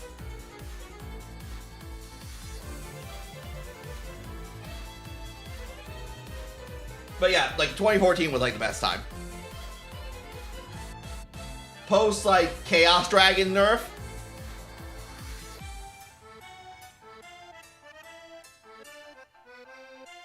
Like it's... Oh, it was so pretty. So much fun. Chaos Dragons was my shit. I loved that deck. I loved spamming Red Eyes Darkness Metal Dragon and fucking just spamming out like Pulsar Dragons, Dark Flare Dragons, Eclipse Wyverns, Dark Arm Dragon. Oh, just so good. And hand traps weren't so obnoxious then. The biggest hand trap you really had to deal with was like Effect Veiler. Effect Veiler was like the best hand trap, I think, at the time. Ash Blossom, Ghost Ogre, and those cards weren't out yet at the time. So you had hand traps that were honest. You had the only one that could really like interrupt plays, like big plays, was like Effect Veiler and Droll and Lockbird. But even then, those were people could deal with those. You could work through it. The hand traps that I ran back then, the ones I loved that just got power crept out of the game, you know, was Tragodia and Gores. I love Tragodia and Gores. Those were ones where Tragodia, they both involve you have to take battle damage. So your opponent has to commit to attacking you before you can use them. And Tragodia is like when you take battle damage, you can summon this monster to the field, and his attack and defense are equal to the number of cards you have in your hand. So he can get pretty big. He could adjust his level based upon like you could pitch a card and you could adjust his level by the level of the card you pitched, I think it was. I might be wrong on that, but I remember he could modulate his level somehow. Which made for some fun little overlay plays you could do. And then there was Gores, my other favorite card. Gores, when you took battle damage, you special summoned him to the field, and then he would make a token that had equal attack and defense to the last monster that attacked you before he was summoned. So if your opponent made the mistake of swinging with their highest attack monster first, you could summon Gores and then make a copy of their highest attack point monster that they couldn't get through with the rest of their unit, with the rest of their monsters. It was so funny. So, like again, all you do is just attack properly. Attack with the lowest attack point monster first, and you would get around that pretty easy. But some people would just run face first into that shit. And it was so funny to see them be so flabbergasted by it. It's so fucking funny. Now that doesn't mean shit, right? Like, Gores doesn't do enough to stop anything. And he basically, like, he could stop, like, an attack, but that's basically it. Same thing with Tragonia. They don't really offer you enough value like the new hand traps do, where they just offer, like, shitloads of value. Ash Blossom can just brick entire decks with just one card. If you've never known someone's soul being ripped out of their fucking body instantaneously when someone activates Branded Fusion and you Ash Blossom it and go, no, send that card to the graveyard. You don't get to do that. So many times in Master Duel, you would fucking Ash Blossom the Branded Fusion from the branded player, and they would just fucking leave. They'd leave and give up immediately. Tragic. Hilarious, but tragic. Now then, I think we have enough layers of black on all this stuff that you can see.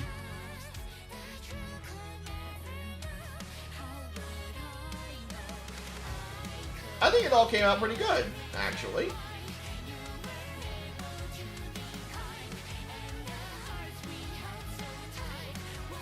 The texture is a little different than it would be if it was Rattle Can. But I think the primer, but I think the black paint, the thin layers of black paints we've been adding are actually pretty smooth.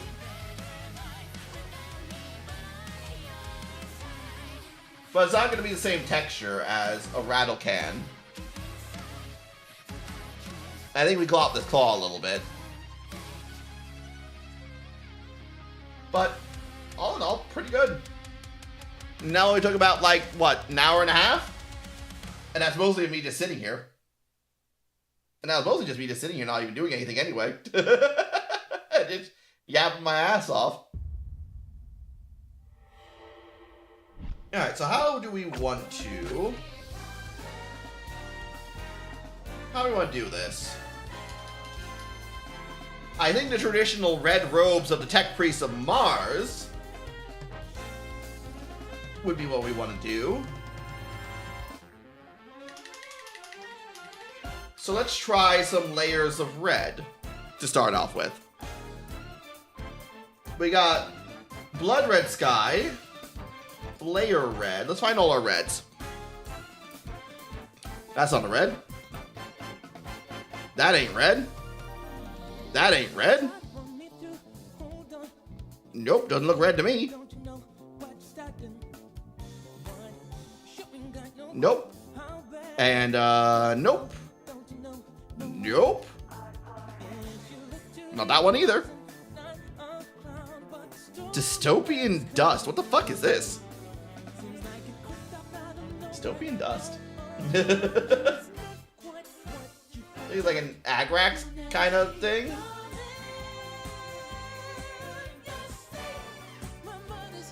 There's only two reds? No, the Diablo red. Diablo. We got white, and we got some metals. We'll worry about the metals later. And we got black and some white. We have an ink wash, another ink wash, brown ink, tobacco ink, and a warm brown ink. Inks, inks, inks, and inks. Alright, so we got 3 reds to work with. I believe one of the things about this set was they were encouraging you to mix and match colors a bit. So let's start with the Blood Red Sky. Let's see how that applies to our robes. I know absolutely fucking all about these paints. I've never used them before. So let's see how they turn out. This is the first time we're using them. Fresh from the box.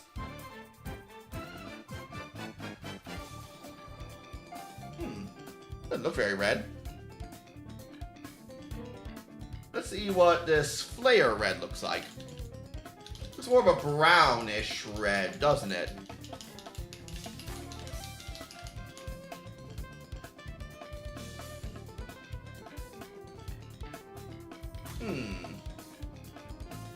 That's an interesting red color too as well.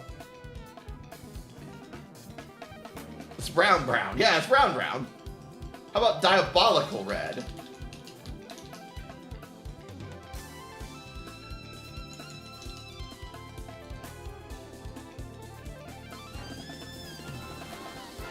That's just orange. Alright. So what if we take the bread red sky and a flare red and mix them together? What kind of red would we make that?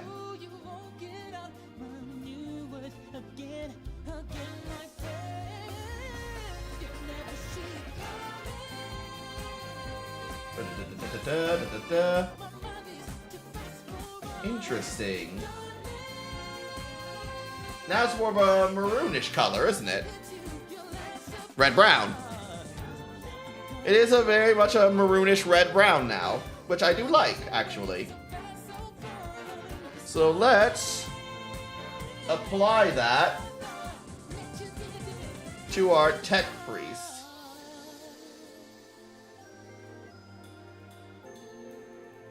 With this layer brush.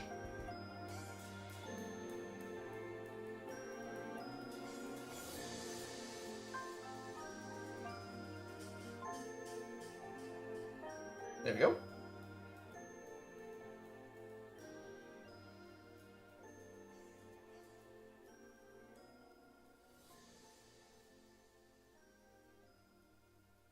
Oh, Piper wants to come inside.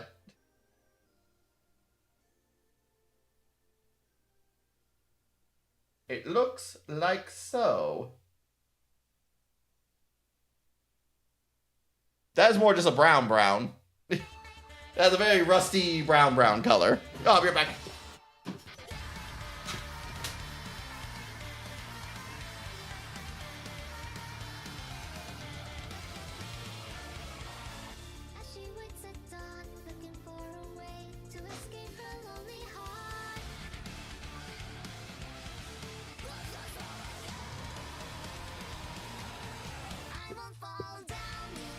Oh, this song.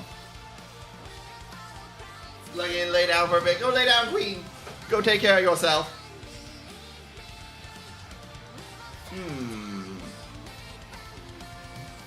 Very much a...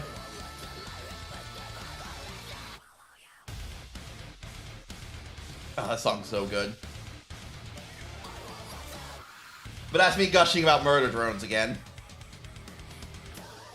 Art is everything. Art is everything. Art is all.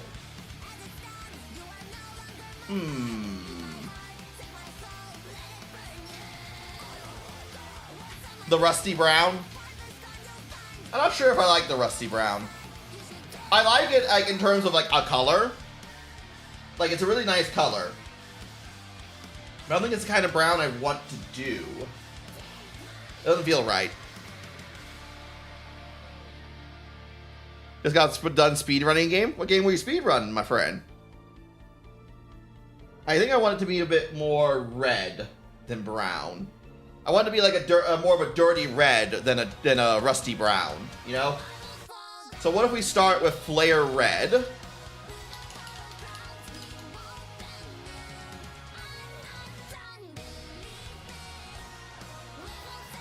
start with a bright red. With a smaller dollop of Blood Red Sky.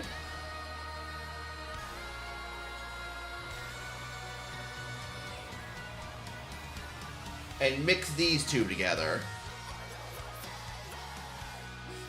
Speed running a game called Project Lunky. What's that game about? Never heard of it before.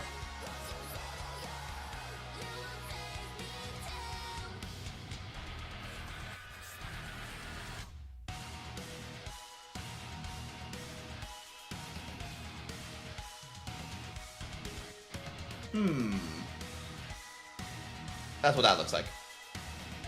Let's apply it to the model. Let's see what it comes out as.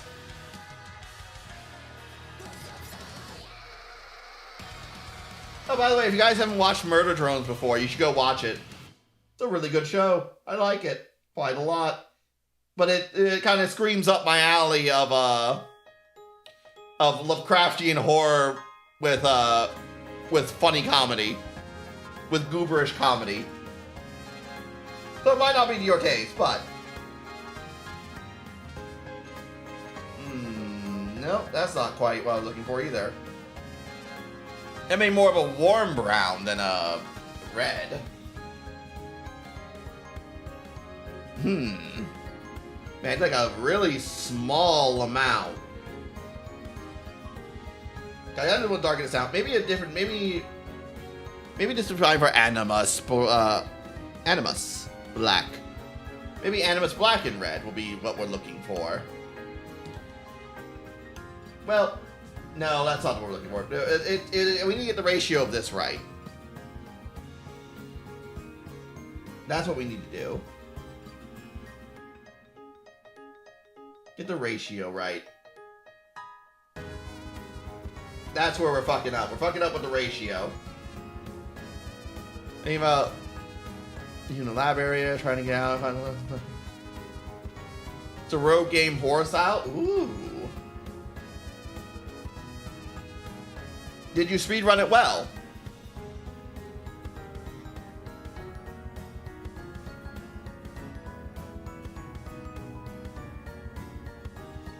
Or was it kind of a mess?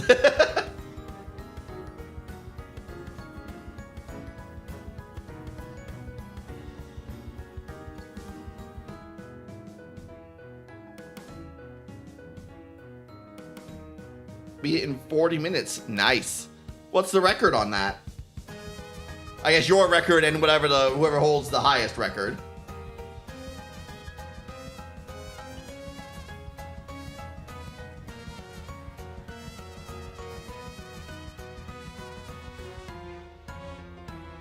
I think all I'm doing is just making warmer and warmer browns.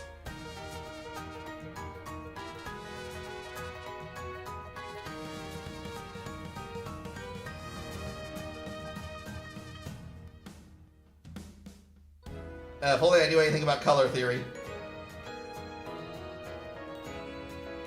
Yeah, it's just made another brown.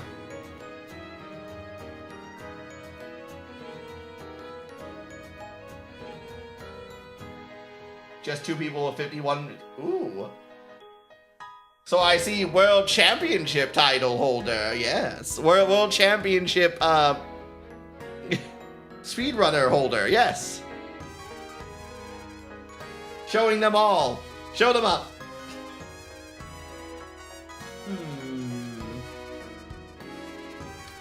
Not the red I'm looking for. Sadly.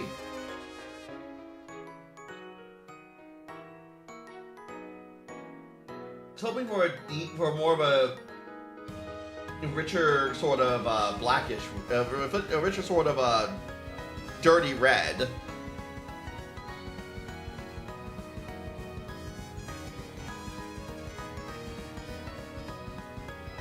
Get under 40 minutes? Is that possible? Can it be done?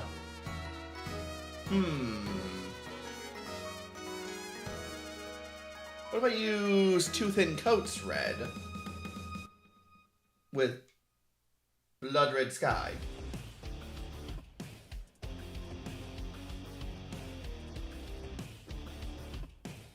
That red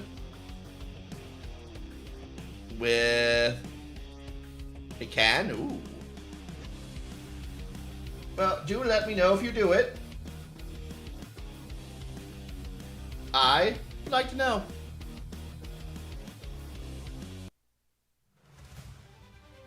I want to listen to the Digimon song again. I want to listen to the Digimon song again.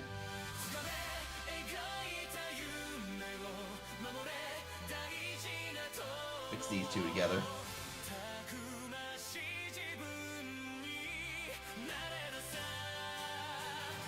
Man, that blood red sky really is a strong color. It really just turns everything into browns.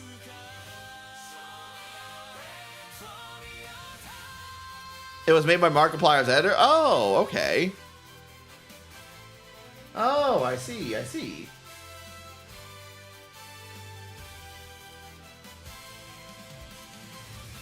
Man, that blood red sky is strong. That's very strong.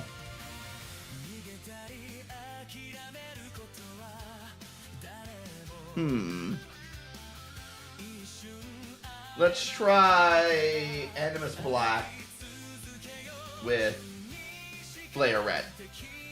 See what that comes out as. Yeah, get ourselves a little dollop right there. Which I'm going to keep sliding this down so you guys can see it. There it is. There he is. And then a little dollop black. Just a tiny, just a skosh. Just a skosh.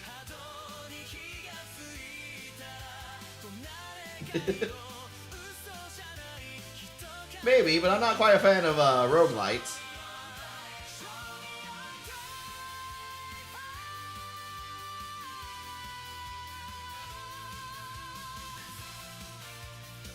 Is the only issue there. Not much of a roguelike man.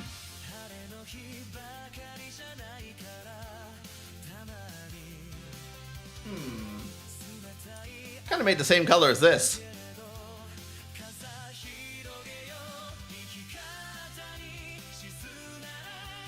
I never really get into roguelites that much. The looping gameplay, not to say like in general, I'm sure there's one out there for me. But I've yet to see it. So at least all the popular ones that people really like, I can never really enjoy.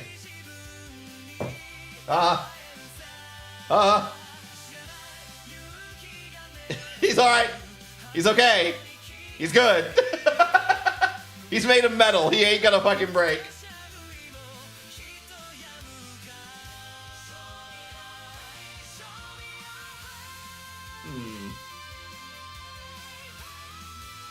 I mean, it's a cool brown, but like, I'm not really trying to make a brown. I really kind of want to make it a red.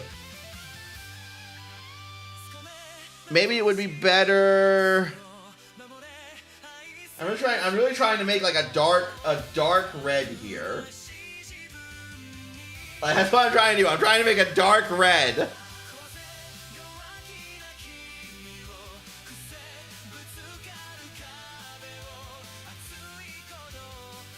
There's some roguelike games I don't like. I just don't really like the looping aspect of the roguelike games, really. Like, fundamentally. I don't know what it is. It fucks with my head, and I just don't really like it.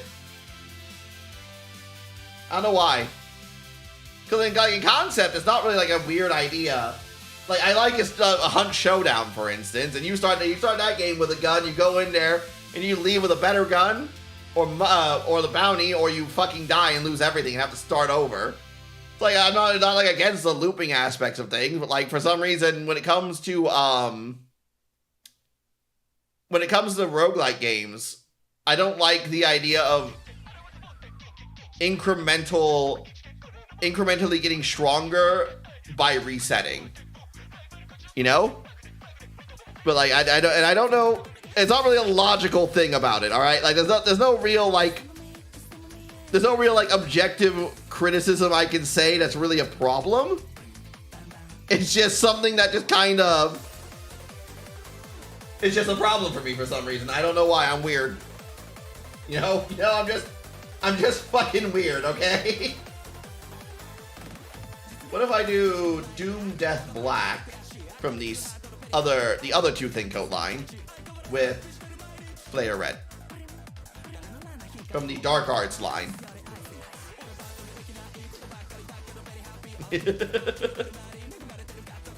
I don't know if it makes sense, Tony. I think I'm speaking schizophrenic here. I think my schizophrenia is setting in, but nothing you can do about that now.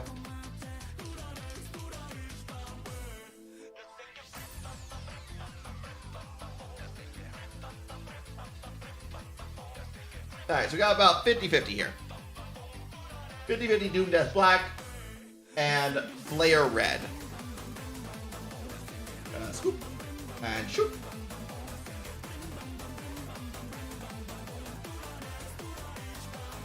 We have once again made of brown. That really is just what fucking brown is, isn't it? It's just red and black. I don't know why I'm surprised. That's just what brown is.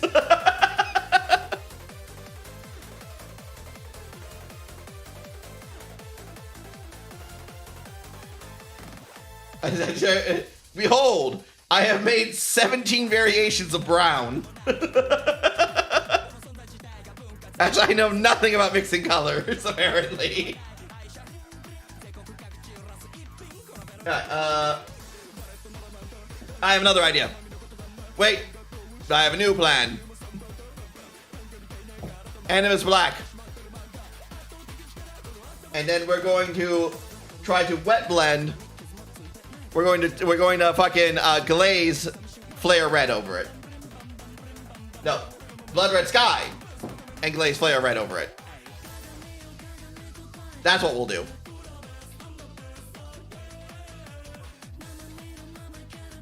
It'll work this time. It ate brown colors differently. There are different shades of brown, but it's all brown. Some are warm browns, some are more reddish than brown, some are more black than brown. But all brown. It's all brown down here.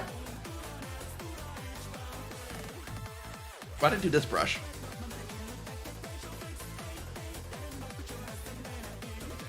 Why did I do this brush? I don't even know why I did that.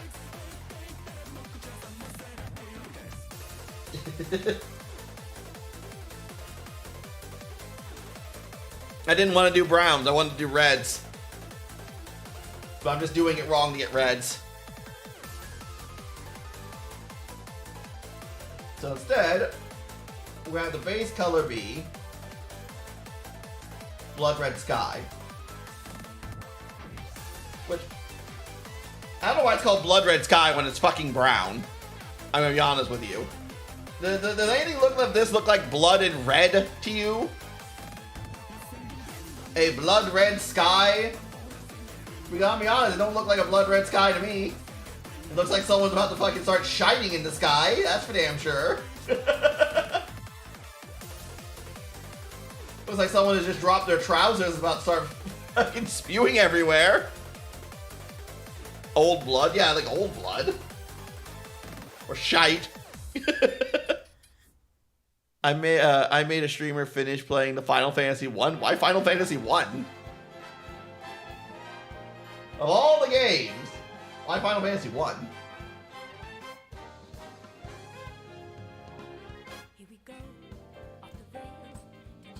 Let's touch this, touch that, touch those, touch this thing, touch that thing, whatever that thing is, it's getting touched.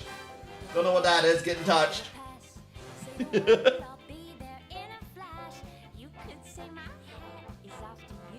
This is Blood Red Sky.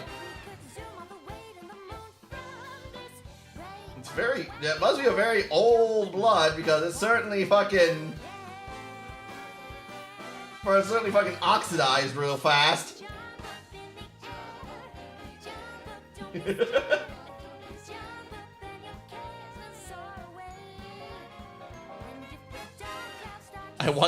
because I want that streamer to suffer through 1 through 14. You gonna make him play all 14?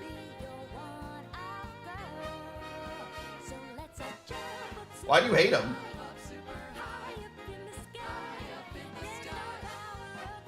Are you gonna make him play all versions of Final Fantasy VII?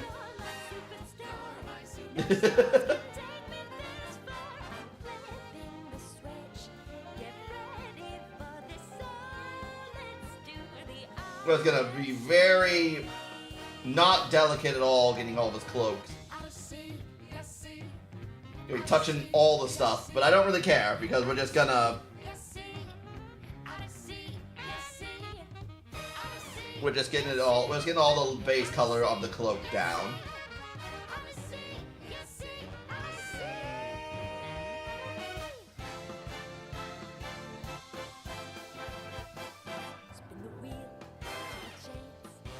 Yes, I don't hate him. Also, no, I'm not making him play a different version. Oh, that's weak sauce. Make him play all the versions of Final Fantasy VII. Is he truly suffering if he's not playing every version of a game that he's already played multiple times?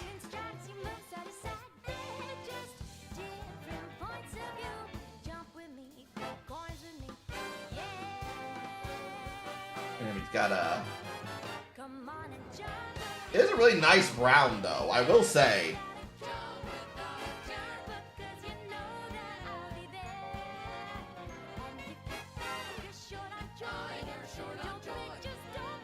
Oh god, I love this old model. Sorry, I'm gonna gush over the model a little bit. I love this old model. This is a, to those who weren't here earlier, this is the Tech Priest Engine Seer number 2 from the old Citadel blister packs. So he's metal. This is a metal model. He's an oldie, but a goodie. And I like the older metal models. I really do. Especially this guy. This guy was such a good model. Is such a good model. They still make them how they used to, man.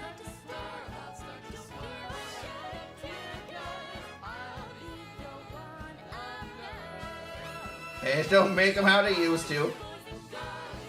He's just detailed enough to stand out from the crowd. But not so over-detailed that you're exhausted just by looking at him. You're getting exhausted just by fucking looking at him. Which is what I have a problem with a lot of character models in Warhammer now.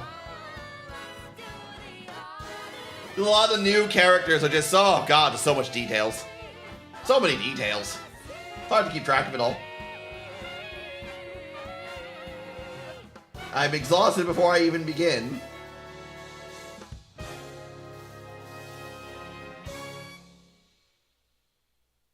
But not with this man. Not this guy.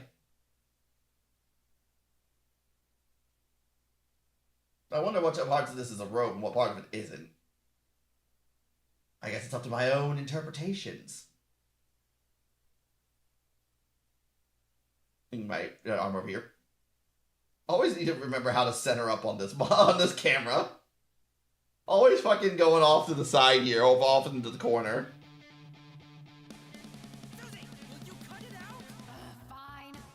Anyway, he's got up.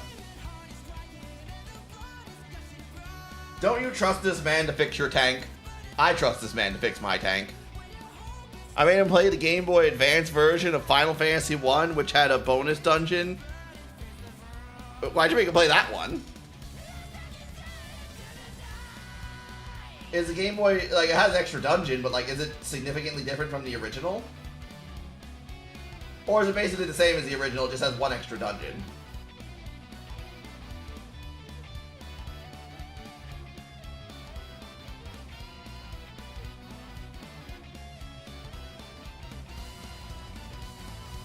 There we go.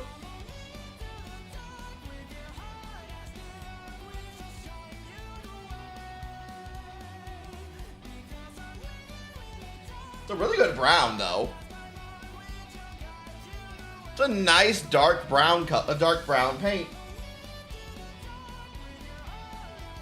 I will say,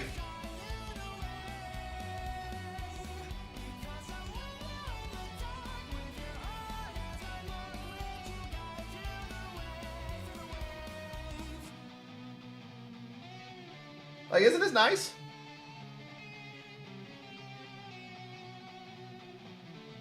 That's pretty good.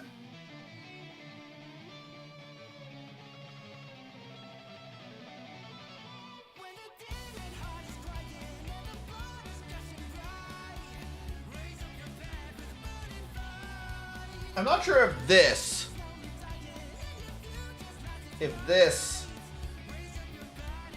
is a tabard or not. Let me pull up an image of him.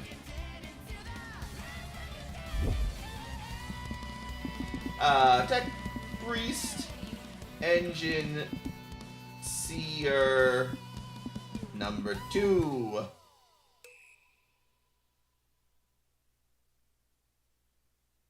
No, not that one. Ah, here you are.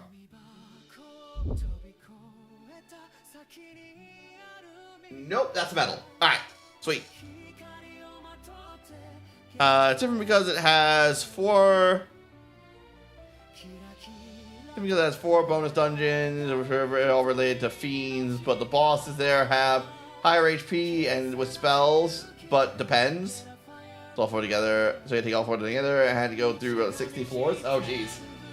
Sounds like a pain in the ass. Alright, so I think I'm gonna do now is give this guy a wash. We'll wash this in deep red ink, or maybe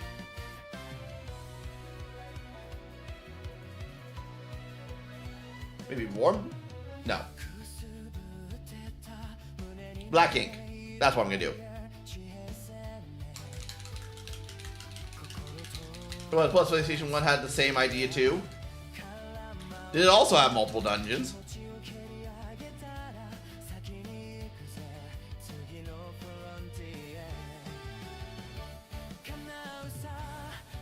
Well, oh, SpaghettiOs. This is kind of taking a bit to come out. It's gonna spooge.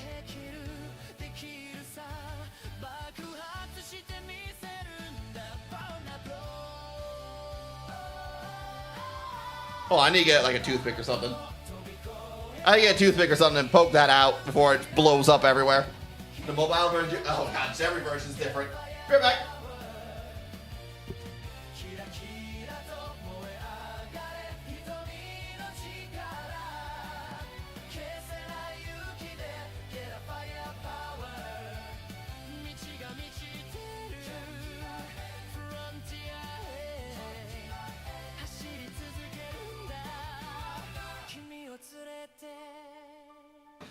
Okay. Got a little toothpick. Got a little... I took one of my dental floss toothpick things and we're just gonna poke that out with it. See? See? Yeah. And give it a good thrust. Let me just take that out of there.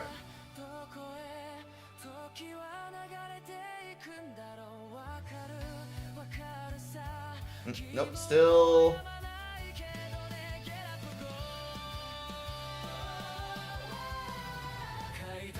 There it goes. There it goes. Now it's spooging.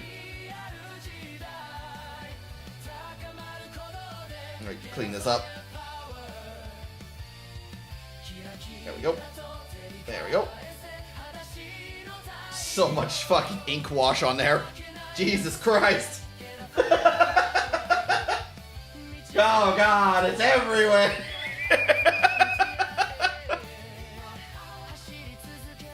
Look at it's just a fucking...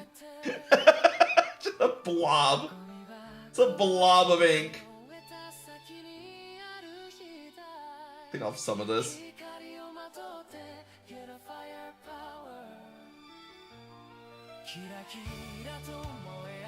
Holy shit. I think I just flat out just painted it black. That's not a fucking wash. I think I just painted the whole model black. Okay, no, it's sitting out a little bit. Jesus Christ. Did I grab too much? Maybe I grabbed too much. Let me take the smaller brush. Holy shit, that blobs up a lot.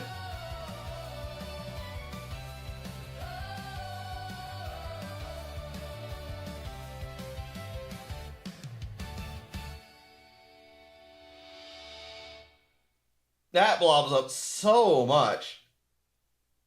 This ain't no fucking Nuln Oil, that's for damn sure. That's for damn sure. I ain't no fucking Nuln Oil. That's some serious darkening going on right there. Fucking hell. I don't even know if this is the way it's supposed to be or if I fucked it up. It's the crazy part. I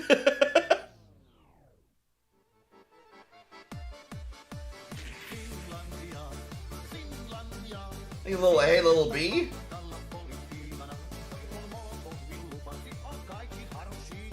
I think I got a little A, little B going on here. I think it's kind of supposed to be this dark. But I think I applied way too much.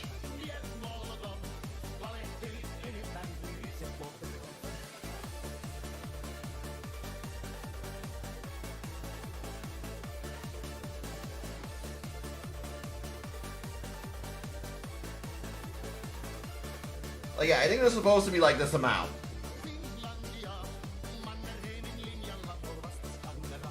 But like, man.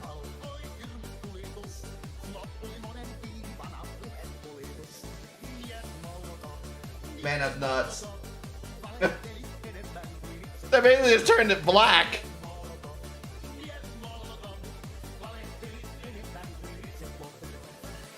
I wonder if it would have worked with the red, honestly. I think I probably would have gotten the red, the dark red I was looking for.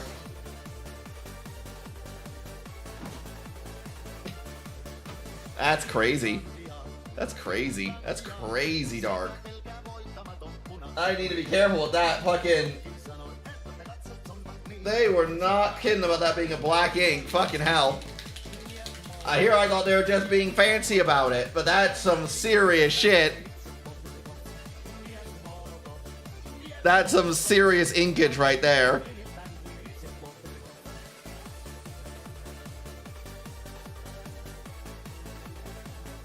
Oof, I'm glad I waited. I'm glad I did this first. We'll wait for that to dry.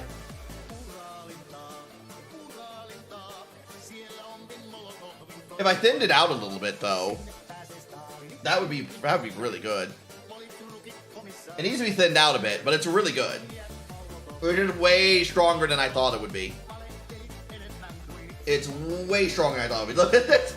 And that was all brown. That's basically been fucking set right back to black.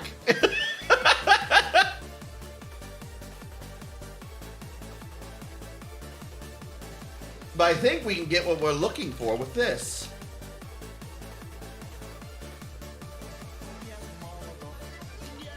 If we take this ink, with this wash, take Flare Red. We'll paint over the cloak with Flare Red. We'll take some of this ink and we'll thin it down. And then we'll use that thinned down version of it, to darken the red. I think that's a way this will work better than previous attempts. I think that'll work more with what I'm looking for, actually. That's pretty neato Cheetos. That's pretty fucking neato Cheeto.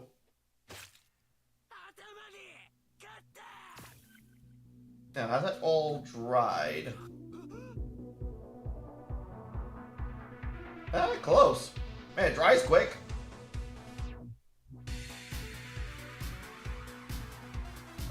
It's gonna dry in some places, but it dries quick. I don't know if you can even see any of that. If I just fucking blocked that all out with my hand, I might have. I might have. But it dries pretty quick. It's only in some deep recesses where it's still wet a little bit. We'll wait for that to Oh, this just reminded me of Steel Ball Run. So, who here is enjoying their gentle ball slapping from Netflix and their horrendous release schedule of JoJo's Bizarre Adventure? I hope you all have enjoying your cock and ball torture. Because I don't know what the fuck it is about Netflix. They fucking hate JoJo fans. that's the only thing I can say. It's the only thing I can say that makes sense.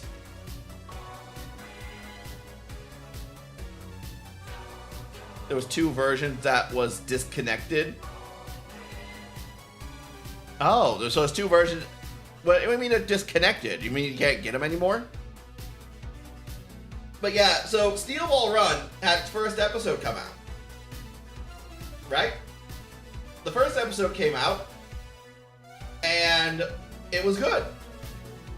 It was a good first episode of JoJo's Bizarre Adventure. Really got all the characters up, got all the important relevant information out there, and we got the start of the Steel Ball Run race.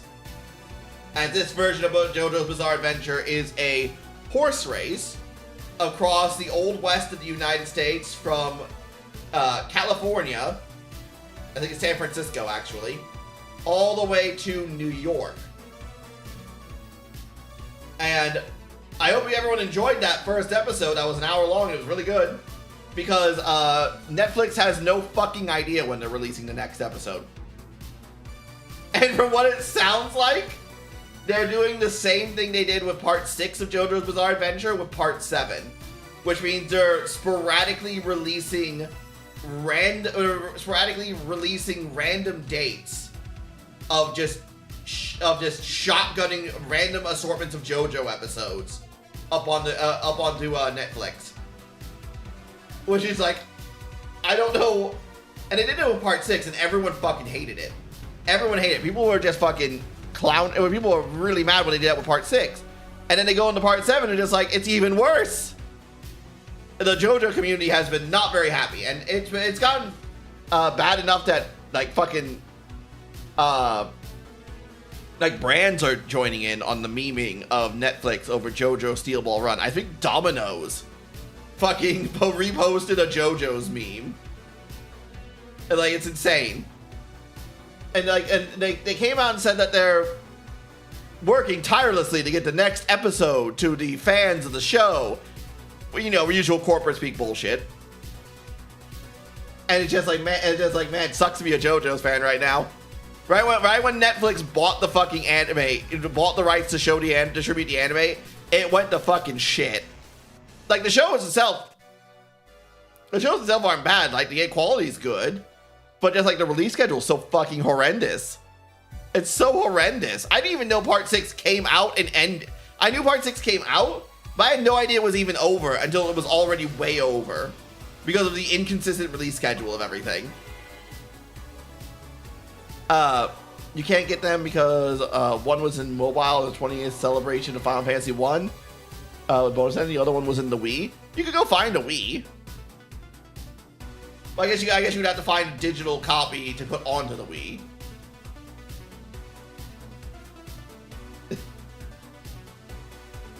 I guess you'd have to go find a digital copy to put on the Wii. But I'm sure you can do it.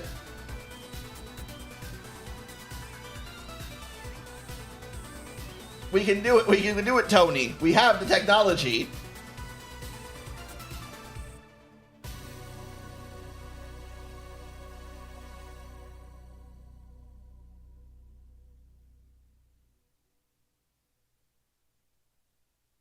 Oh, God, I hate that red. Oh, that's terrible red. Ah. Oh. Go find a different red. I got another red in a drawer somewhere. Let's go get another red. We need a deep red, not this shit. I don't want to get copyright. wait, who's gonna copyright you, Nintendo? You're back.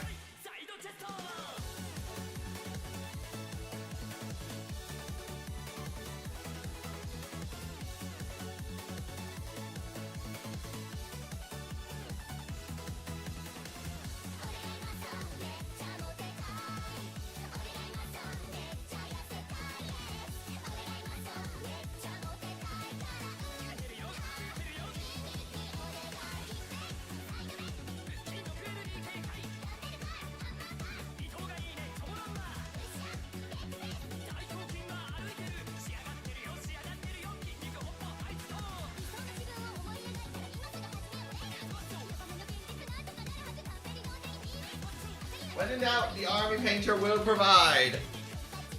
Yes, Nintendo will. They've been losing court cases everywhere. You can probably get away with it now.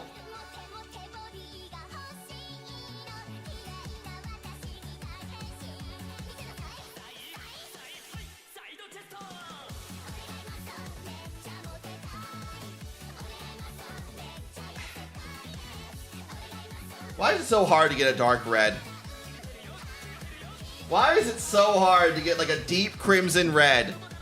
I have one some. Hold on, I got another red somewhere. Hold on, I got another red. Fucking god damn it.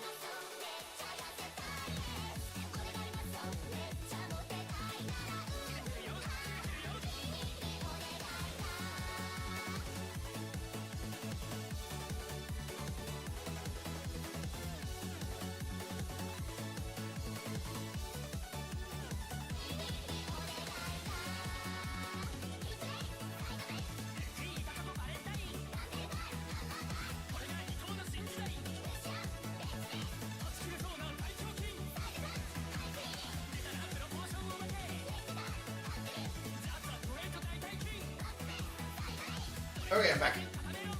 Kind of hard to find paints in my dark drawer. I really should organize it better. I really should organize that drawer better.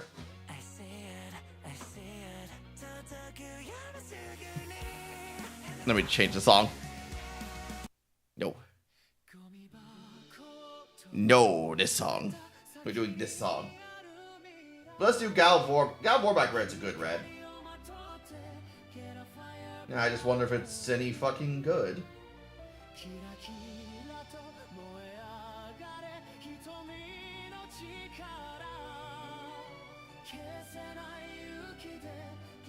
Now I just wonder if it's any fucking good because it looks like it's globbing in there. Thanks to these horrendous Games Workshop paint pots. Horrendous. Horrendous. Horrendous.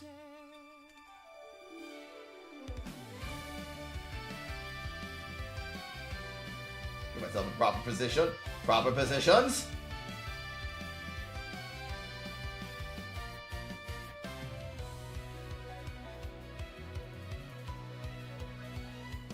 But Gal Warback Red's a really good, like, purplish red. A dark purplish red. Nice little what do they call that? Burgundy? That's not burgundy. What would it be?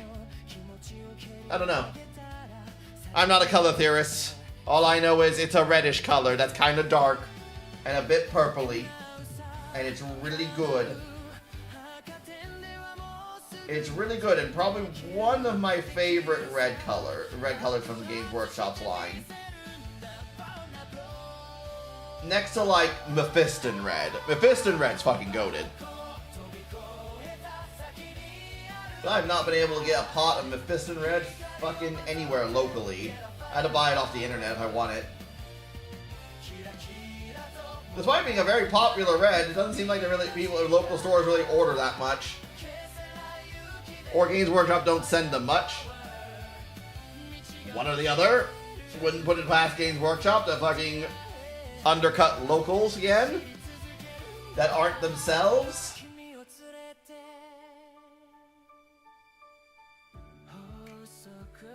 I hear that the Femstodes box has not been selling very well.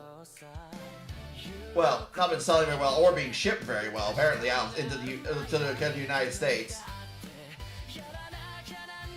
Now, we have no hard numbers to back that up, on whether that box set's selling well or not. This is the box set where they retcon the Adeptus Custodes lore to have women in it, which is why they call it the Femstodes. But if you go up on their site, their FOMO box, which is basically they make a box set, right? Like, oh, it's gonna be gonna be selling out. You better buy it because once they're gone, they're gone. You know, the FOMO box that they make.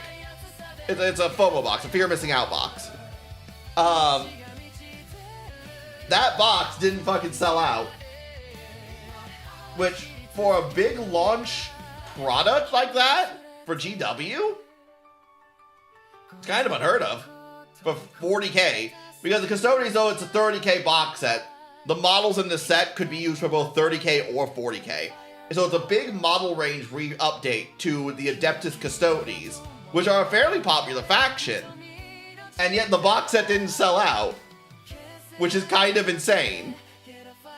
Which is one of the things that makes me think that this box set it's not a very popular box set. Despite all the talks that no one really cares about the lore change. It's pretty clear that people do.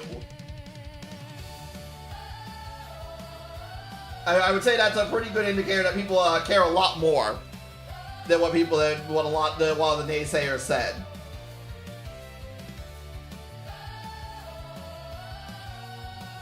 Which is good. It's how it should be. Fucking retconning Custodes lore to add women in it when they already have the Sisters of Silence that are just hanging off the whole faction like a vestigial limb that they just refuse to update. Which is the fucking faction everyone wants to get updated. They want the Sisters of Silence. They don't want the fucking they want women Custodes just being shoved in where they weren't before. They want the Sisters of Silence to be able to do something. And have a lovely little model range update. Maybe give them some fucking fast attack vehicles. Maybe have them actually be able to have war gear options. It's not just a fucking bolter and a crossbow that only works on psychers. Only works on psychers. It does nothing to anyone else. Christ. What I want. I just want them to be able to do things. I would like to be able to take them as a faction without the Custodes. To be able to actually lift on their own. Because aesthetically they're fucking sweet. But Games Workshop hates them. I don't fucking know why, but they hate them. It is diligently ignore they exist. And I feel like it's personal at this point. I feel like it's a slight against me, specifically. All I can just assume it's just malice against me at this point. Games Workshop, Games Workshop picked a random person from the crowd, and it was me, and they went, no, he's the reason we're not making Sisters of Silence. That's all I can say at this point. Because I feel like it's fucking malice. I feel personally slighted by all of this. Is it logical? Is it right? Probably not. But that's that's the stance I'm gonna take.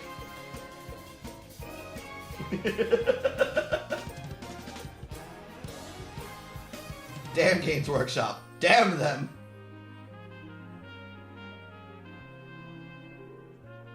God, they have such cool models too. I love the Executioner models the most in that box set. Not in that box set, in that faction. With their two-hand greatswords in their brass power armor. Is so fucking sick looking. But they'll never see the light of day. No!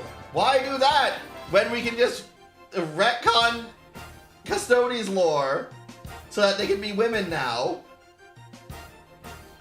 Despite the fact that the lore always said they weren't.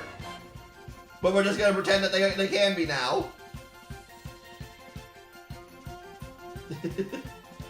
Wonderful. What a glorious change in this modern era we've made. What's that?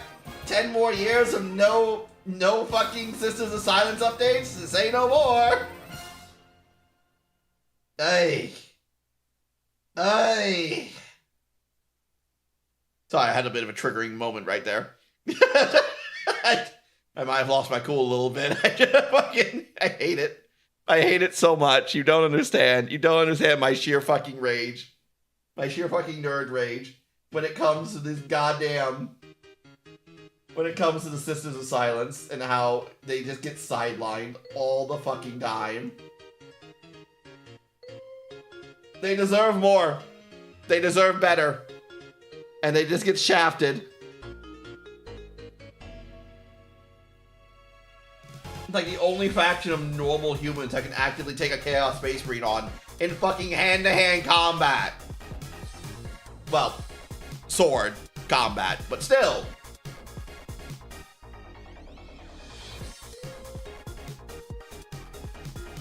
Blade to blade, blade to blade. And then yet, they can't fucking survive a stiff breeze on the tabletop. They can't survive a stiff goddamn breeze. They die instantaneously.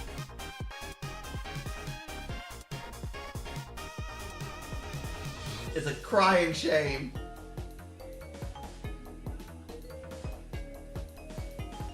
It's a crying shame and a crock of shit.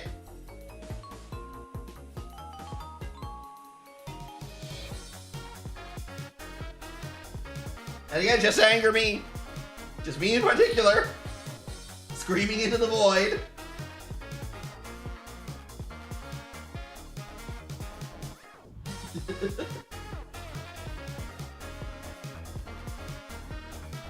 I guess all that really matters now. I don't really buy Games Workshop products anymore. As I say, as I'm painting a Games Workshop product, this doesn't count. Alright? This doesn't count. This doesn't count at all. Doesn't count. This one's old. This one's old and was from someone's basement. It doesn't count.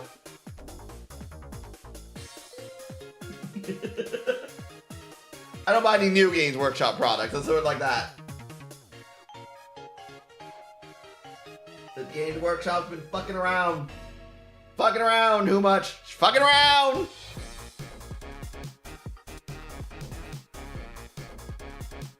I will not have any more of their shenanigans.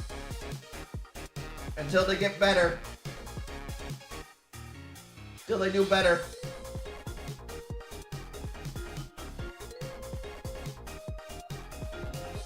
Let's do this. And dab a little bit there. Dab a little bit here. Dab a little bit there. Alright, now we just gotta get...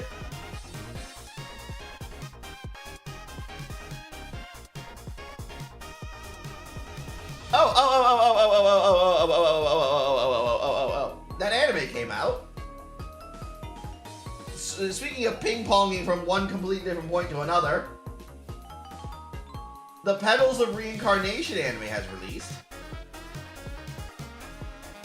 If you you don't know what that is, and you've been living under a rock, that's the one where Hitler gets reincarnated as a lolly.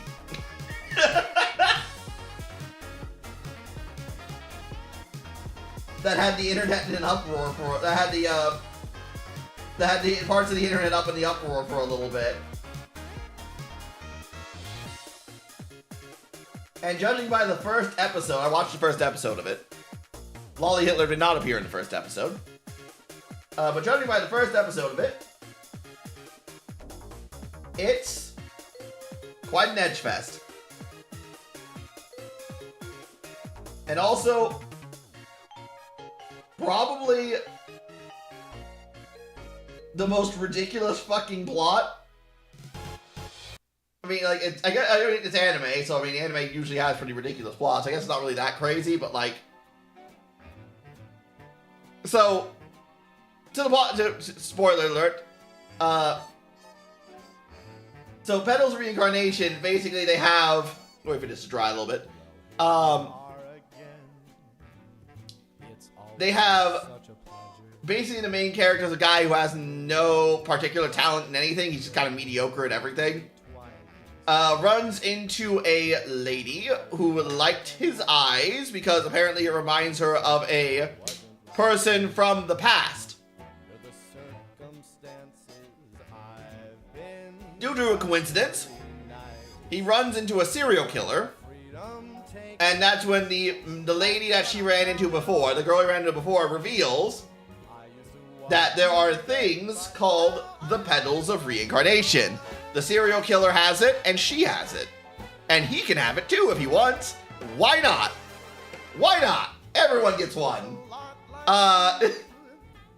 So, basically what the petals of reincarnation is that it's a arbitrary ability where you can slash your own throat with you can Minecraft yourself with a special blade. And when you do that, if you don't die, because it can't just flat out kill you because it's a fucking knife,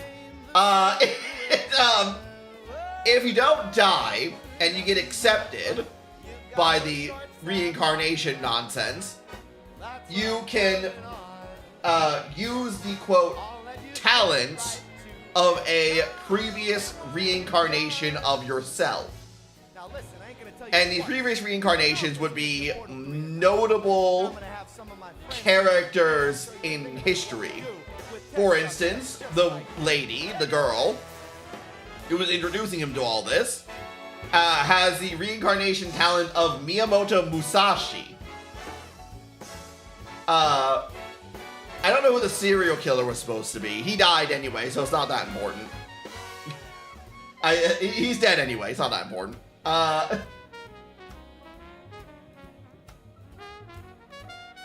So, once they beat the serial killer, the guy who had basically a lack of talent takes the knife, basically leaves before the fight's even done, giddy at the prospect of getting talent in something because he's just desperate for it because his brother had more talent than he did.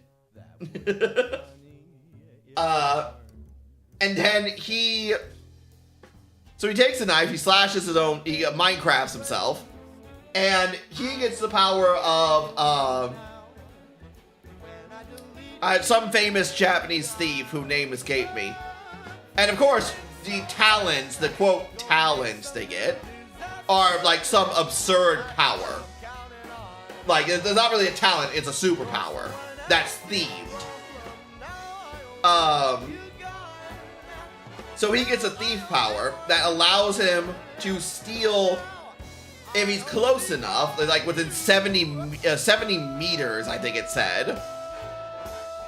Well, no, 70 something. It wasn't meters. Meters is a good distance. I think 70 meters is a pretty good distance, but I'm not familiar with metric. So, how long is 70 meters? Let's see. How long is 70 meters? 76 yards. Okay, so that's pretty far. So it's gotta be shorter than that. Anyway, 70 something. If he gets close enough, he can steal anything. Basically, it allows him to steal even objects, or he can steal concepts, which is, I'm sure, not rife for abuse or very arbitrary at all. One guy he uses on as a test, basically was a thief, some other thief who stole some lady's purse. He stole a certain amount of his blood to make him pass out.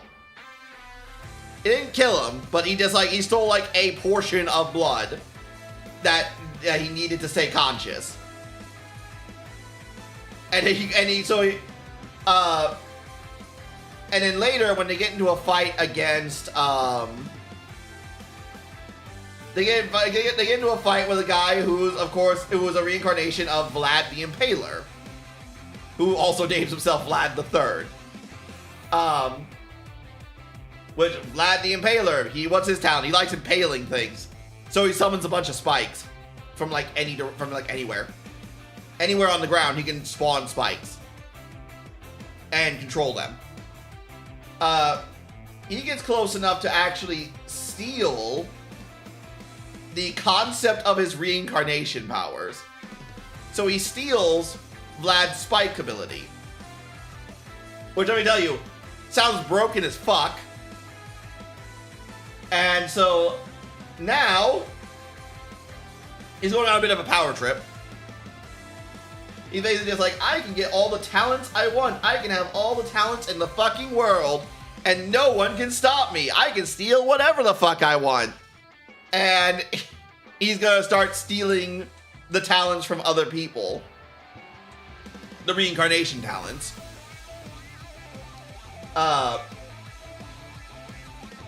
Because he can steal the powers, and then he can also use the powers as well.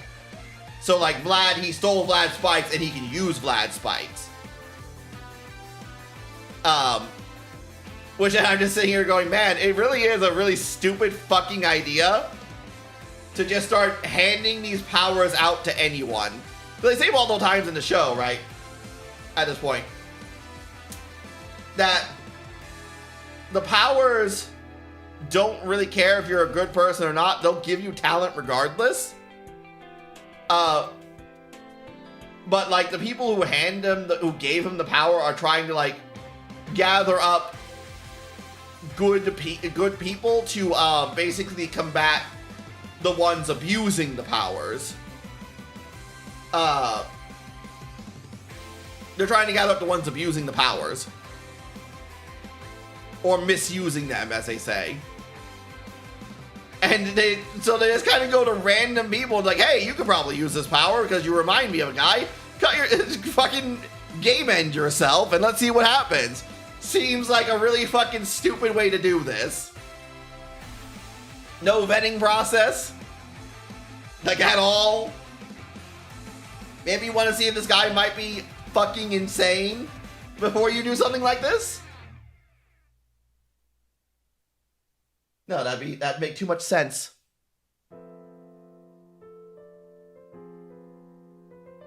Let's water down this ink.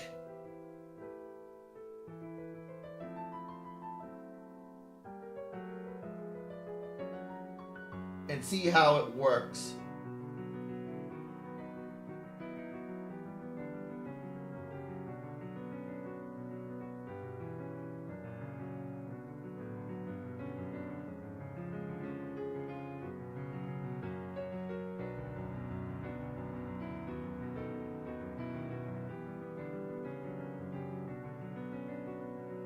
Okay, that kind of worked out pretty well.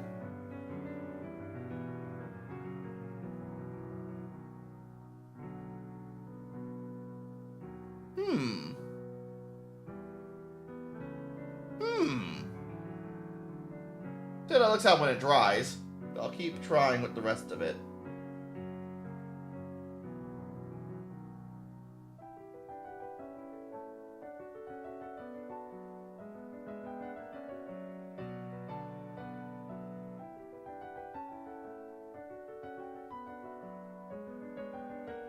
A little bit on there. Let's try to shift that around a little bit.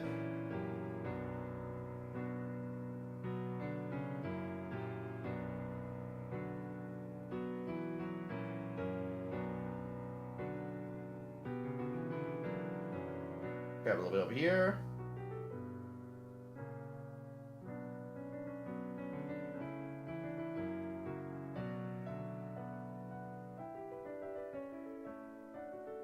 Get a little bit off this.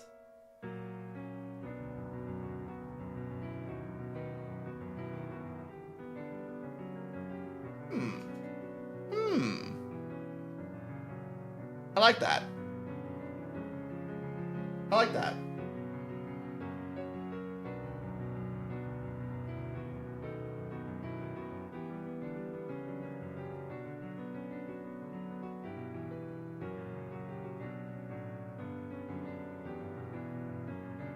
Yeah, I think it came out pretty good, actually. Rife for adding a few shades of red to it. Perfect for adding a few shades of red to. And brightening it up a bit in the raised areas. Yeah.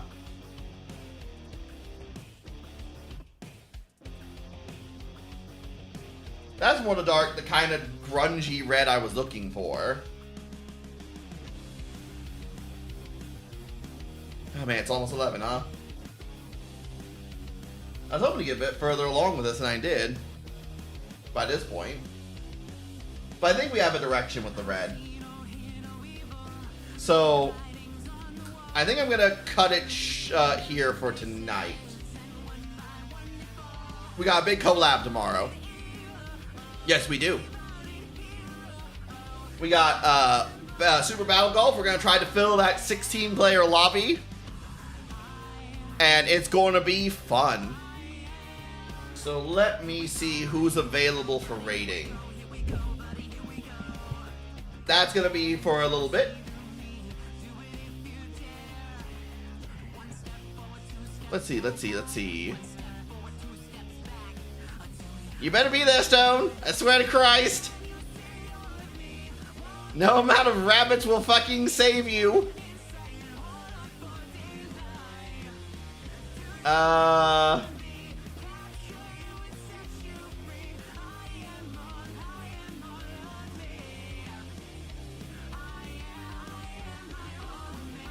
Let's see. Let's raid Nixie. It's been a while. We're playing Fortnite. They're playing Fortnite. Well, no, not playing Fortnite. They're playing Valorant.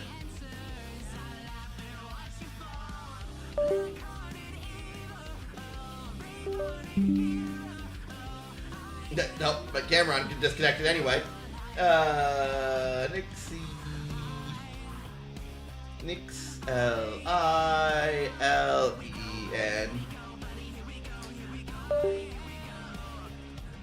Spelled it wrong.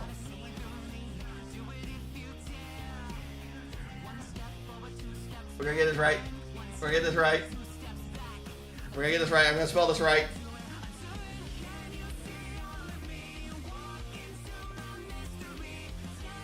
There we go. All right. Thank you all for coming. I appreciate you all. I hope you all enjoyed this little painting thing. I hope to show more of these grimdark paints soon. I guess you don't need to see this since I'm about to raid into the person. Tomorrow will be collab, and then some more shenanigans after that when which will have probably more painting of this guy. And I hope everyone has a good one, and I'll see you all later. Goodbye.